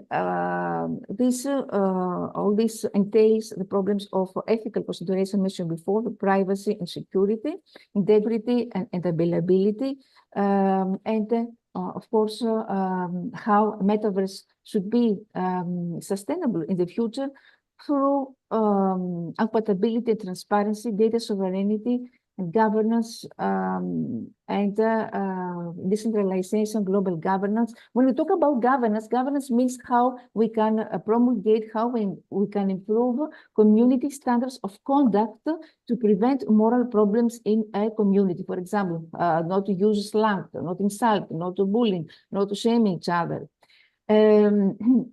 Inclusiveness, this should be accessible to all. And very important, first of all, talk about how this should be environmentally conscious. I read research later, very lately. It was very, very interesting, and it was saying that every time we use ChatGPT or AI, there are some systems there which consume much energy. So it's something which actually harms environment. Every time we use AI, it's something that a lot of people don't know. But the thing is that even AI, this technology should be environmentally conscious We need to ensure that any investments made in this technology consider the environment's needs. So companies may need to consider how they will power the data centers responsible for metaverse environments, how they should be socially ethical. That means that no single company should have complete control of the metaverse, should be accessible, open to everyone. We should all have a voice and equal respect in the metaverse, and how this should be economically sound. Because as the world continues to grow and evolve, the metaverse also needs to support the development of new economies and the continued success of existing environments. So how we can build this is, how I said before, by inclusivity, by safety, by innovative mindset. And remember that, of course, diversity, equity, and inclusion, and future perspectives. They say that by 2030, we can expect to see the emergence of brain-computer interfaces that enable human thought, for example, to be tracked, to be recorded, to be shared. These XR capabilities may literally enable us to experience moments and memories from someone else's life. We could have synthetic data generated for simulated worlds. For example, we can guide robots to problem solve and replace humans performing high-risk work. And if talk about avatars in the future, for example, avatars would allow people to represent themselves beyond the limitations of status. So you can imagine that this will be an opportunity in the future to alleviate people's identity beyond the wardrobe on how much money they have in the bank account. There will be, what I want to say, more freedom to express themselves beyond gender, beyond representation and social conventions. And the virtual future is horizontal. AI, VR, AR, blockchain, and other what we call frontier technologies are already being designed to connect and complement each other, forging an ecosystem of technologies harnessed for multiple virtual environments. No single technology will rule this ecosystem. If the metaverse will become more universal, we will see companies develop both all-inclusive and rich solutions with a wide range of users in mind. And of course, all this has to do with ethical considerations that I mentioned before. So thank you very much for your attention. I try to stick to the time because I have a lot to say. Thank you. Thank you so much, Professor Rania from the Greece. So that's really informative and interesting presentation and sharing, where I have highlighted that about the facilitating metaverse in education, offer the transformative opportunity for immersive interactive learning experience. And by leveraging virtual and augmented reality, the metaverse can enhance the student engagement and comprehension in subjects like science, history, and also art through the realistic simulation and three-dimensional environment. So I also highlighted from Professor Rania presentation just now that metaverse support the collaborative learning, allowing the student to interact and work together in the virtual spaces. And however, the challenges such as ensuring equitable access. It's I think one of the bigger problem, safe guarding privacy, and also the addressing the digital divide must be addressed. So the educator and the policymaker need to develop robust the framework to integrate the metaphors efficiently and ensuring it complement traditional teaching method and promote an inclusive, safe, and enriching educational experience. That's really informative sharing with us, my dear professor, about the metaphors in education actually. So I give the Yes, chance I to want the floor. allow me to say Uh, something. yes, please. Yes. Yes. Yes, that I want to add something which is very important, I think, since Dr. Luís mentioned about Europe before, Horizon and all these European programs. Now the European Union invests a lot, billions on AI and also on AR, on headsets and all this equipment. However, at the same time, last summer, we had cases of countries like Sweden. Sweden, one of the most tech-savvy countries in the world, which started using smartphones in the preschool age very early.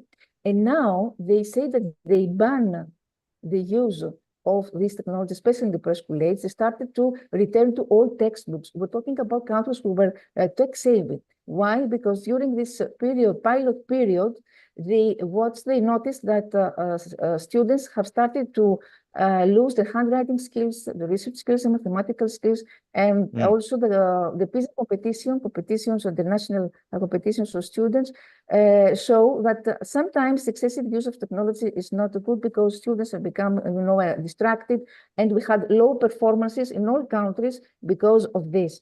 So what I'm going to say, of course, banning for me is not a solution, but remember always that this technology is always a tool and should be supplementary, complementary in order not to have these cases of be forced to ban anything. This is what I want to say. Okay, thank you, Professor. Well, we have one question from the floor here. So, could you explain to us or sharing to us how can the integration of metaphors in education enhance the student engagement learning outcome uh, for their future? Thank you, Prof. So what I said before, we can interact in real time. This is very important because teachers can observe students while in the classroom with their avatars. Classrooms can be personalized.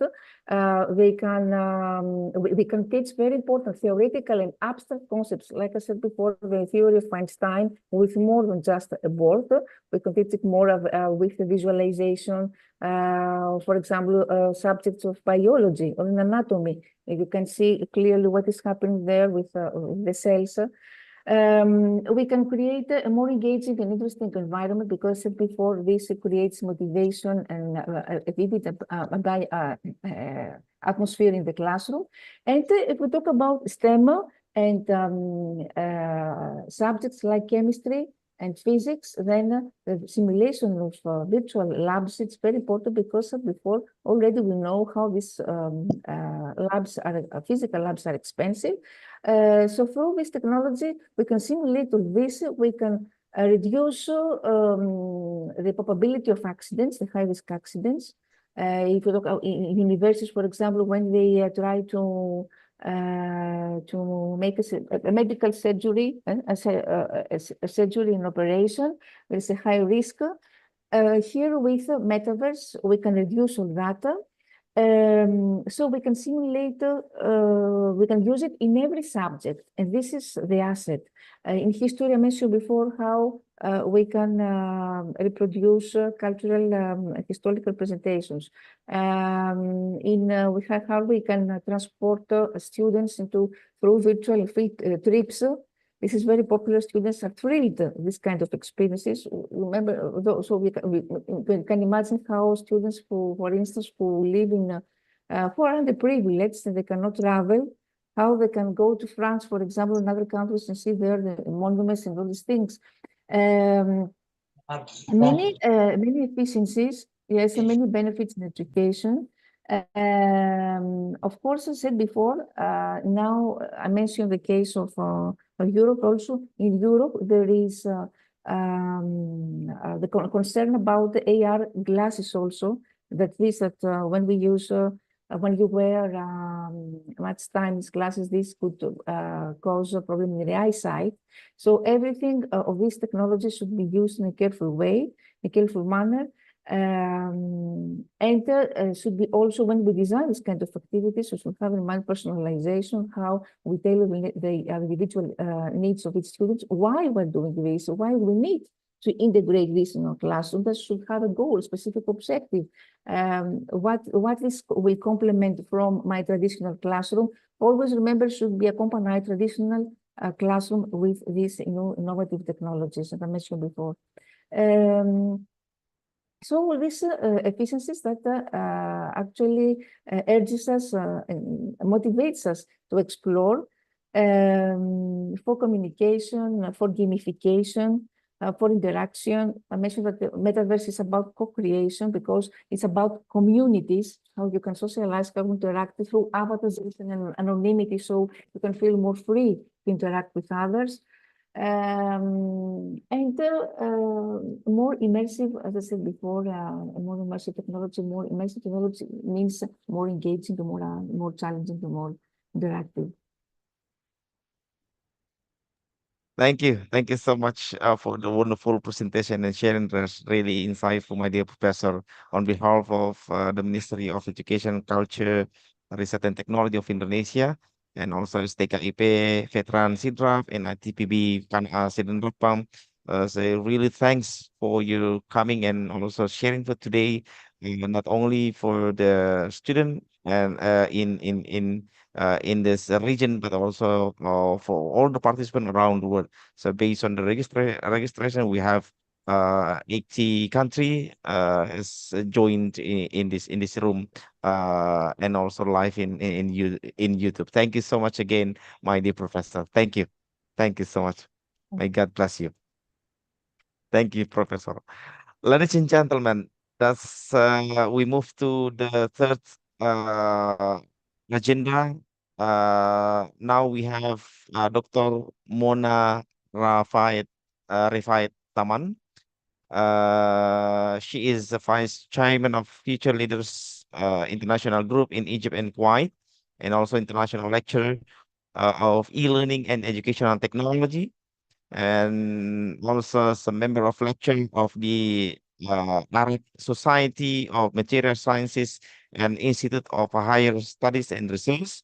And besides, he is a consultant of education technology and development of the Guide Point and International American Consulting Company.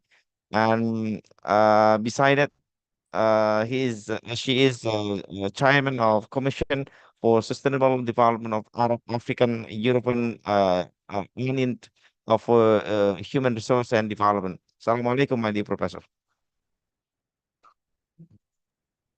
Walaikum salam wa rahmatullah. Thank you very Alhamdulillah. much. What time is it now in Egypt? In Egypt, quite. And it's 10:30 now. Oh, 10:30. Yes, good Good morning. morning. Now we in the Singapore time in my place is 3:35. Yeah, 3:35. Thank you. you told me that I have a 10:30 in our country now. Thank you. So the floor is here, my dear professor. The screen is here. Thank you. Thank you very much. Hello, everyone. I'm so happy to be with you today. I will share my screen. Is my screen visible now? Yes. Perfect. Okay. The conference is about the education in 21. What is the new in education? What is the students and the teachers must learn in this one? How we can training teachers and the students in now time, in this time, what is the future of education?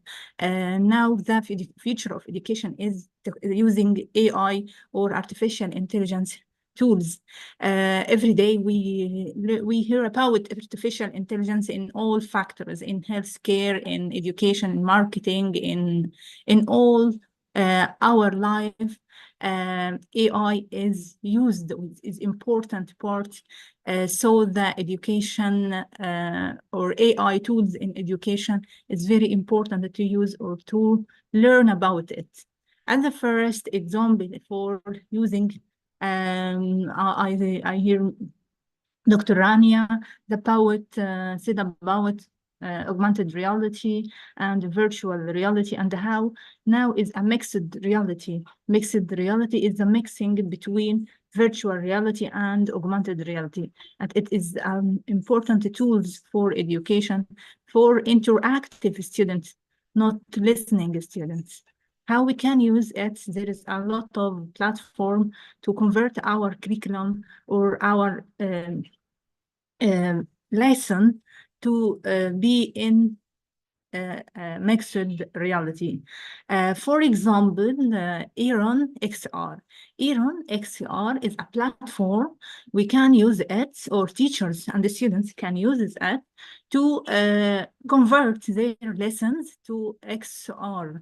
A lot of subjects, or many subjects, we can do it. At the first, we start for free, and we can account or create account in this platform.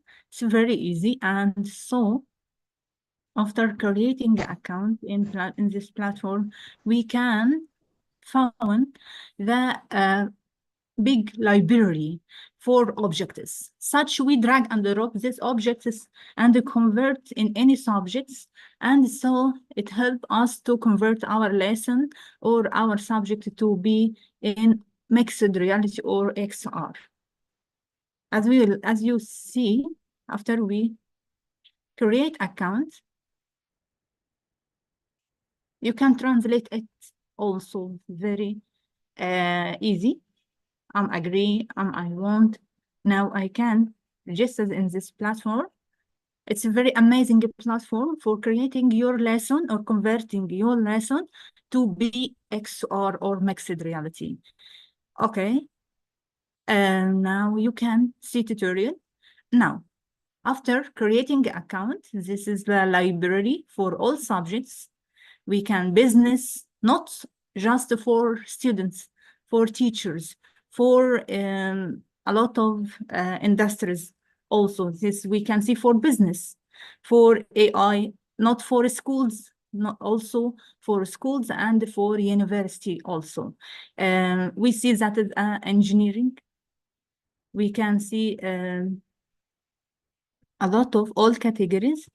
We can select from this education, enterprise, soft skills also. Soft skills, we can use this for soft skills, Iron XR, AI ready. This for soft skills, we can see examples for this one, a lot of examples. You can use it to explain or to train in soft skills with XR. So a lot of examples. See, we can see example about education. In education, we can see all subjects or examples in all subjects. Also, we can search. We can search human body. Humans.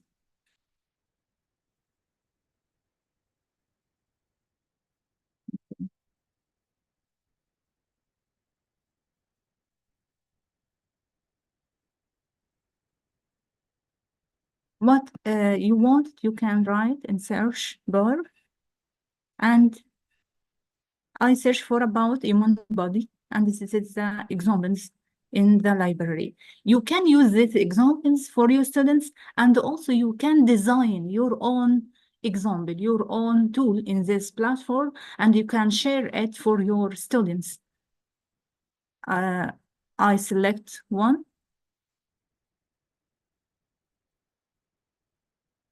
Now, is it ready? You can start meeting also. You can create meeting with your students and share for them ID or code to join with you, and you can start experience. We can start experience.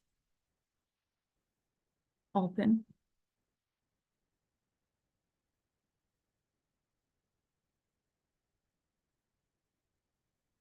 Okay. This is a new version. So when you use it in mobile, it's very, very easy. We must use it in your mobile because when we use augmented reality, we must see or we must view it in mobile. So it's very, and I'm used it in mobile. You can try it. This is example must create with the new version. We can see another examples and we can search about it and see more and more examples for augmented. We can see mixed reality with Iran XR. The platform, see, this is another example. Another example, we found another option or more option. Launch VR in VR. The example, this is the video. I can, yes. This is launching The with, cervical region has 7 vertebrae. The first and second vertebra are you can record your voice, comment. the sacral You hip can- region You has can 5 connect. few So videos or audio, and you can attach quiz also in this platform. You can create quiz in this platform from this. You can see it with VR or with AR, The augmented cervical reality. region has 7 vertebrae. The Yes. first and second vertebra are When we click on this title, we can hear a sound, a sacral comment sound, hip or region we can has see 5 a video in this one. This example for using mixed reality. And we have, if we have a virtual reality or VR glasses, we can use launch in AR. This is the examples, how we can create our own tools or our own subjects. the cervical can region collect- has 7 vertebrae. The Create, first and second vertebra are and then after create, we collect the metaverse. sacral hip Metaverse region also. has 5 few Sorry, the video is. How we can create from scratch. How we can create your subjects from scratch. Just at the first, select create, and you can create metaverse build. This is a new version. Create a metaverse course catalog or XR experiences. XR experiences. The first, I select XR experiences. What is that you want, or select for the experience 3D assist or 360, or import from Sketchpad. You can also sketch file. I select 360. We can change after that, no problem. And this is, for example, 360. We can see this is the library, and a lot of objects from 360. You can use it when we select with VR glasses. You can found it different in different. This is 360. This assist to get mean object, or I can select it in our project. My 3D. I wanted to change, create experiences, 3D assist. 3D assist. This is a 3D assist. You can use it in your design. For example, this is a lot of, we can use a lot. For example, 1,100. 1,102 is assisted. A lot of example assists we can use you in your subjects. Catalog, this is a lot of assist, bio, agriculture, art, and all materials or subjects. You can city, civil engineer. I said this is for university and for school also, not just for university. I selected biology. In biology, we can see a lot of assets.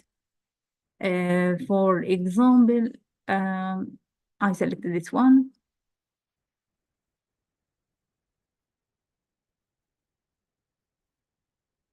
So select level education, or soft skills. I select education.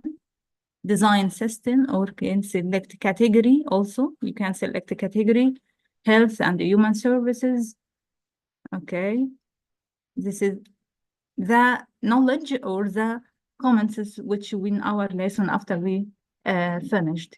Health, select lesson category. This is for university. Dentistry, healthcare, nutrition, I select all health science for all health science university. Tag optionals. After this is optional. Lesson objectives. You can write lesson objectives and build experiences.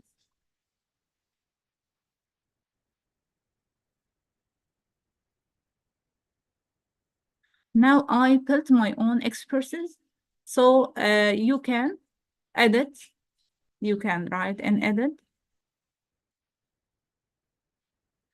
Start expertises, and you can start meeting for students and launching in VR and launching in,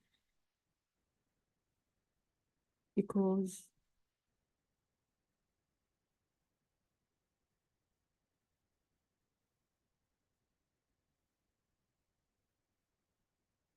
this is very amazing tool for convert your lesson, your subjects to be in mixed reality, to be in metaverse, to be in virtual reality. It's very important because the student must interactive with you, with knowledge. Student must interactive with your knowledge. So every student or every teacher must learn these tools to convert their lessons to be with new version of education tools.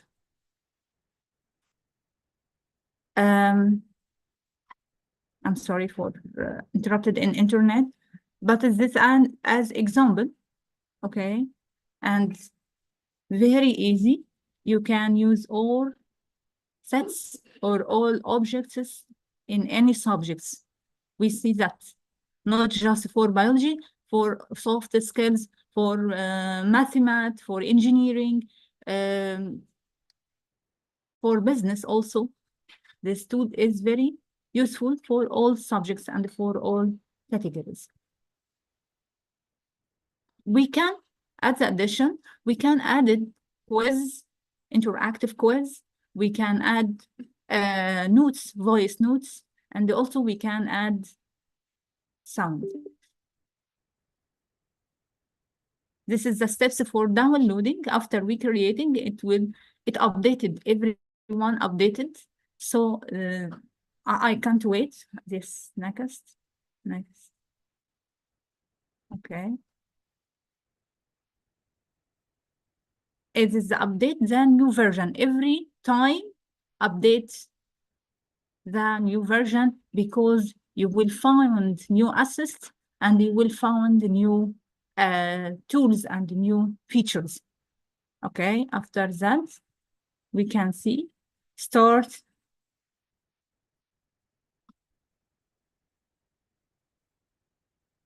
Open.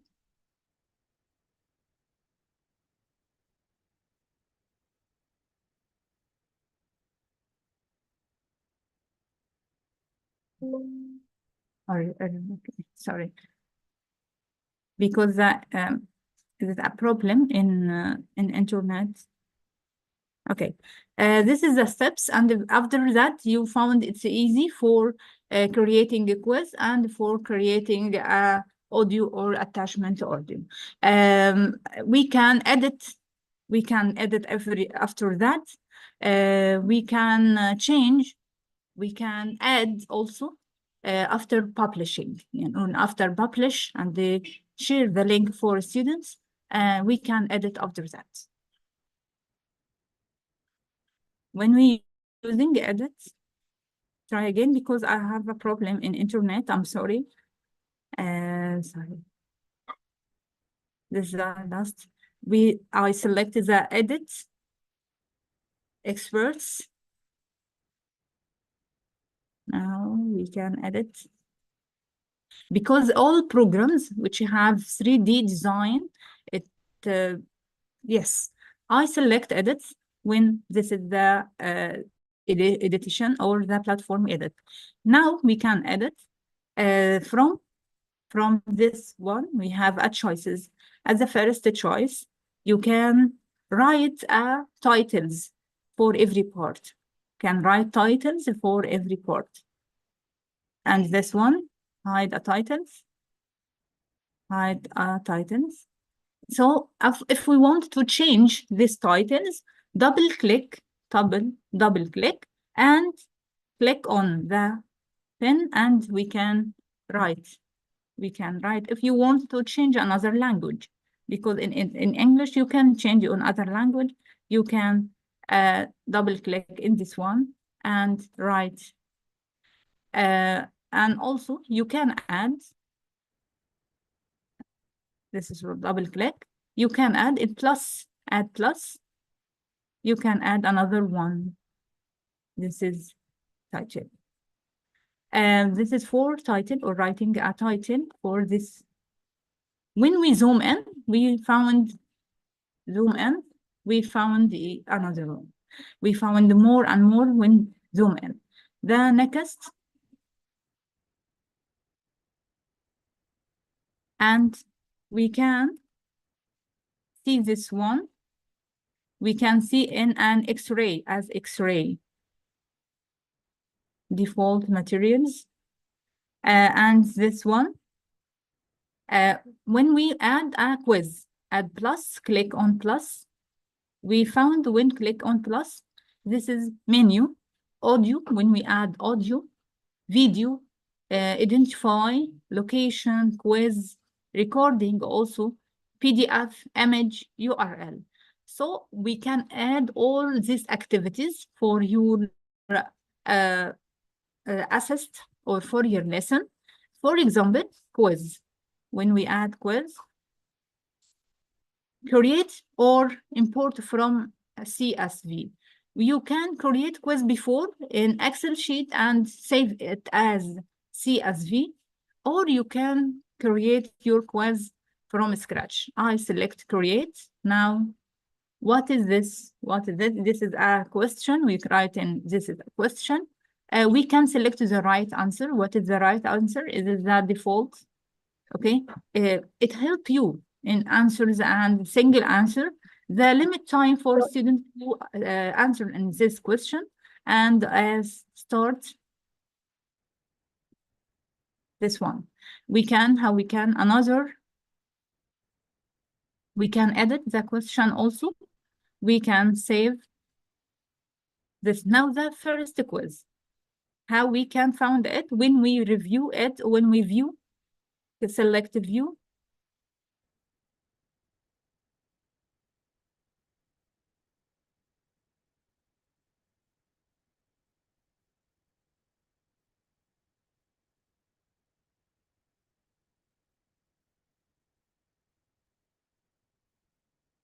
It takes time to loading.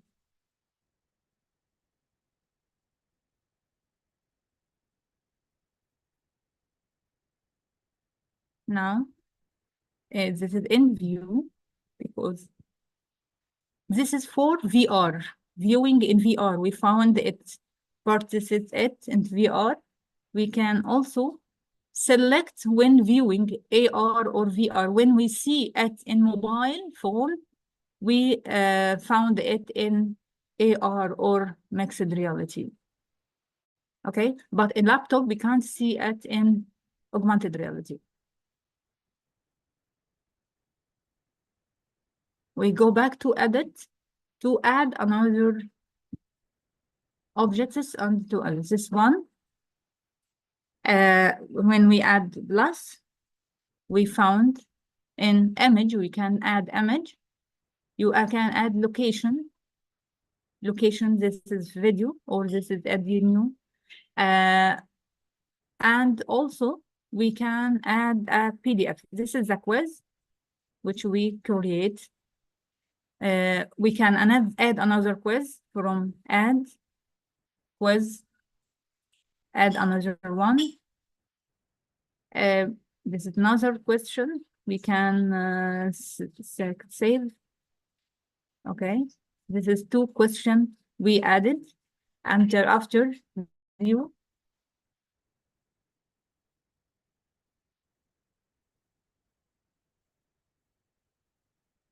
We can view in laptop as a 360 or 3D or VR, but not without glasses.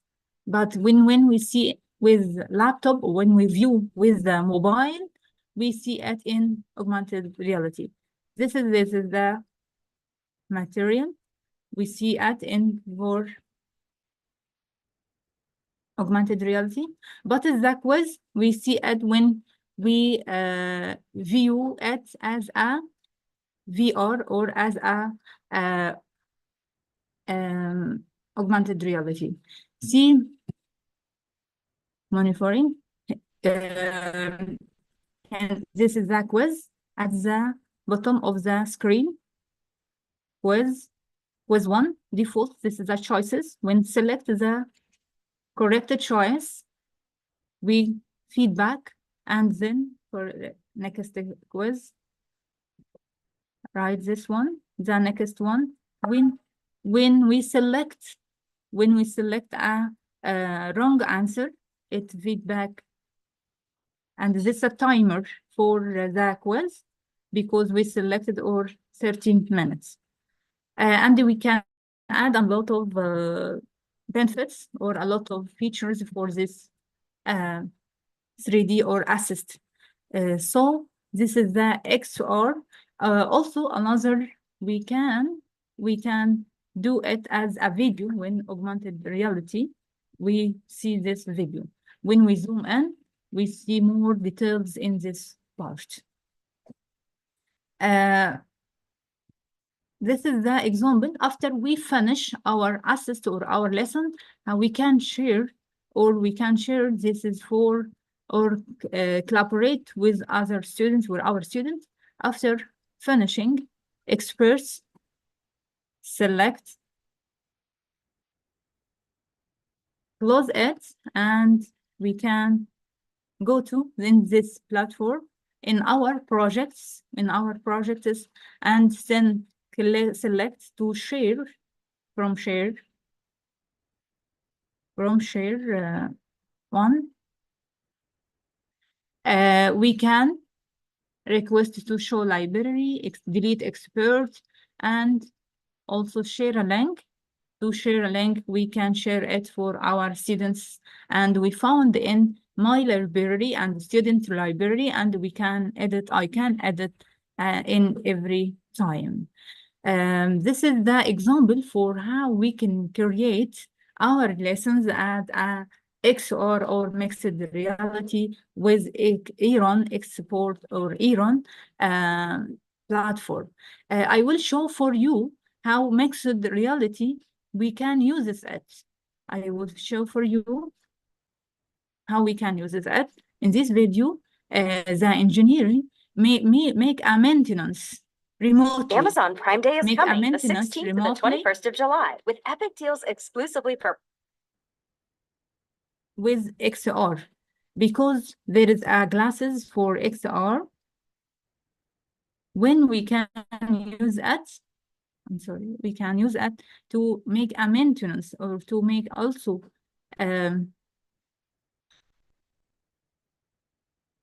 this is the glasses for XR or metaverse. For metaverse, when we have this glasses or with Aaron XR, we can see our lesson as this example. The engineering make a maintenance remotely with XR. In engineering.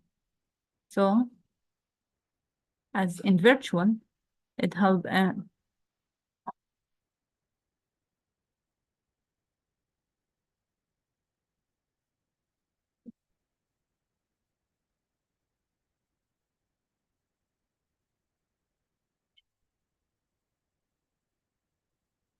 See, it's very amazing tool and very useful to interactive, not just for learning, also for business, for health. We see that in health or smart hospital. I will show for you, this is in engineering, but also for hospitals, for healthcare.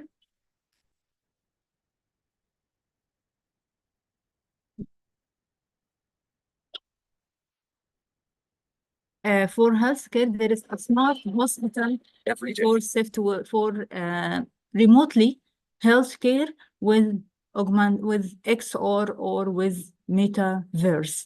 A lot of tools. There is a lot of tools for education in 21. AI, or we found artificial intelligence tools in education, a lot of tools. We must learn these new tools to convert our education to be interactive learning. Thank you very much. I'm sorry for loading or interrupted in our internet. Thank you very much. Thank you. Thank you so much, Professor Mona Taman, for the informative and really interesting presentation today. That I try to highlight the previous presentation that AI in education revolutionize learning by personalizing experiences, enhancing accessibility, and streamlining administrative tasks. And also, adaptive learning system analyzes student performance to tailor content and provide the targeted support, fostering individual growth. Based on Professor Munataman presentation that AI power tool over instant feedback, like some tool that just now Professor showed to us that enabling student to improve continuously, and the virtual tutor and chatbot supplement teacher effort, ensuring round the clock assistant and also AI, artificial intelligence also aid in identifying learning gaps and predicting student outcome, allowing for timely intervention. And furthermore, it facilitates the creation of inclusive classroom by providing resources for diverse learning needs. The last by automating administrative tasks, AI free educator to focus more on teaching, ultimately fostering a more efficient and effective educational environment. That's really wonderful and informative for I think that's the New Year's and there are many researchers right now try to analyze and research about this topic AI in education. Right, I think that's not only I think in Indonesia but also around the globe, my dear professor. AI, Yeah. how to integrate AI if we type in internet in some journal, I think AI, wow, that's the whole topic right now, Professor. Thank you so much. Thank Um, you. last part of the Professor, we have a question from the floor. Uh, one question here.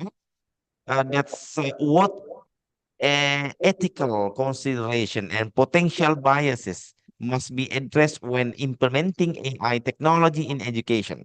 And how can educator and developer ensure that this system promote the fairness and equity? That's clear, Professor? Not At, clear. You can uh, ask again. ethical consideration and potential biases must be addressed when we implementing the AI technology in education. That's When we can implementing, when we can implementing yes, AI. about the ethical consideration when we implementing Okay. the AI in education. Actually, for example, I give the illustration, like uh, in language classroom, for example, in writing class. So that's very easy, I think, when we instruct it to Very student. easy. Yes. Yes, to write down any topic, and then I think that's very easy to prompt in chatbot based on how many words that we instructed to them, and then they just copy that and then to uh before they submitting, they copy to some platform like Facebook. They try Eh, to anticipate the Yes, plagiarism, I think, and then after that they send to our drive or our email based on the instructional tool that we inform before. I think yes, yes. There is a lot of successful, I tools, a think. lot of, yes, yes, Yes. there is a lot of tools in AI in education. Yeah, We yeah. can use it So in how about the ethical physically, consideration? Maybe you have yes, any strategy or approach that the educator can use yes. yes, to solve this challenges, my dear professor. Please. Yes, yes, there is we can use as a physical classroom Mm. also, not only for virtual classroom or for Oh. you can use it online and you can Mm. use it in physical Like classroom. hybrid Now, class, you mean? yes, in inside the classroom physically with the student Mm. face to face, so we Mm. can use this group or collaborative learning. Mm. How we can use mobile in our Mm. classroom. We can divide we can students as a teams, and we can use these tools.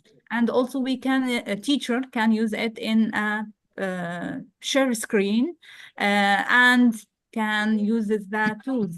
There is as a first we how we can use these tools to convert our lessons, not just for showing for our lessons. So teacher must learn how can use this tools to convert their lessons to be digitalization. For example, education games.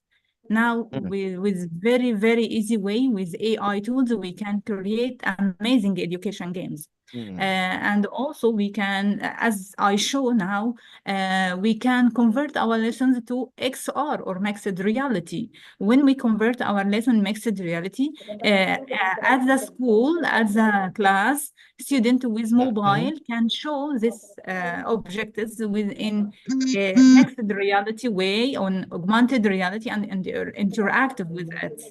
It means you can customize you customize your subjects with available tools with you in AI. Th- Thank you so much for Thank sharing you. best practice, Professor. So that's really informative for us, not only for the educator from Indonesia, but also think that's really uh, important and a good suggestion to all educators around the world. Thank you so much on behalf Thank of you. the Ministry of Education, Culture, Research and Technology of Republic of Indonesia, S.Pd, Veteran Syndrome, and ITPB Qana'ah Sidenreng.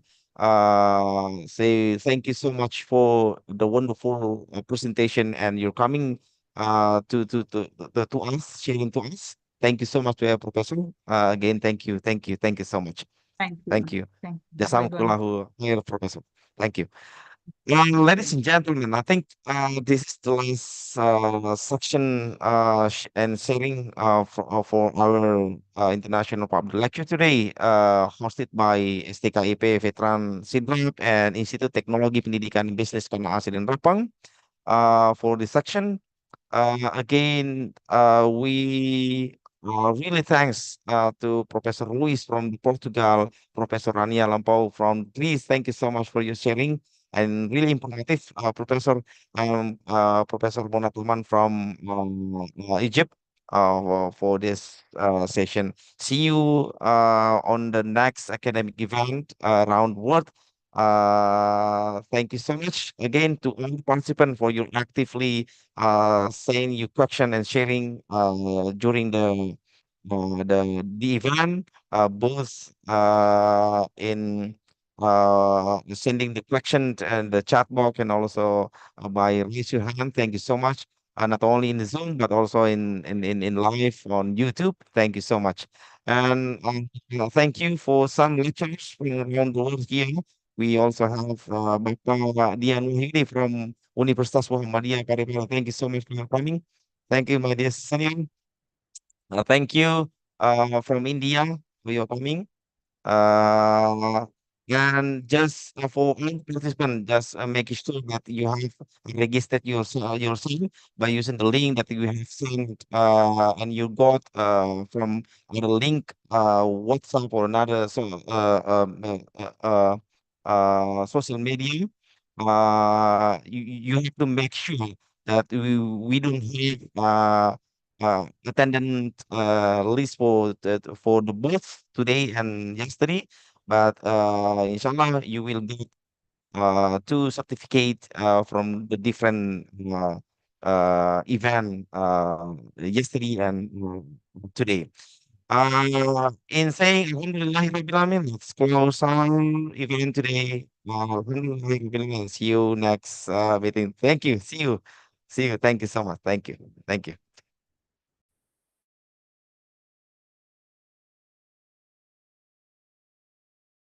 Yeah.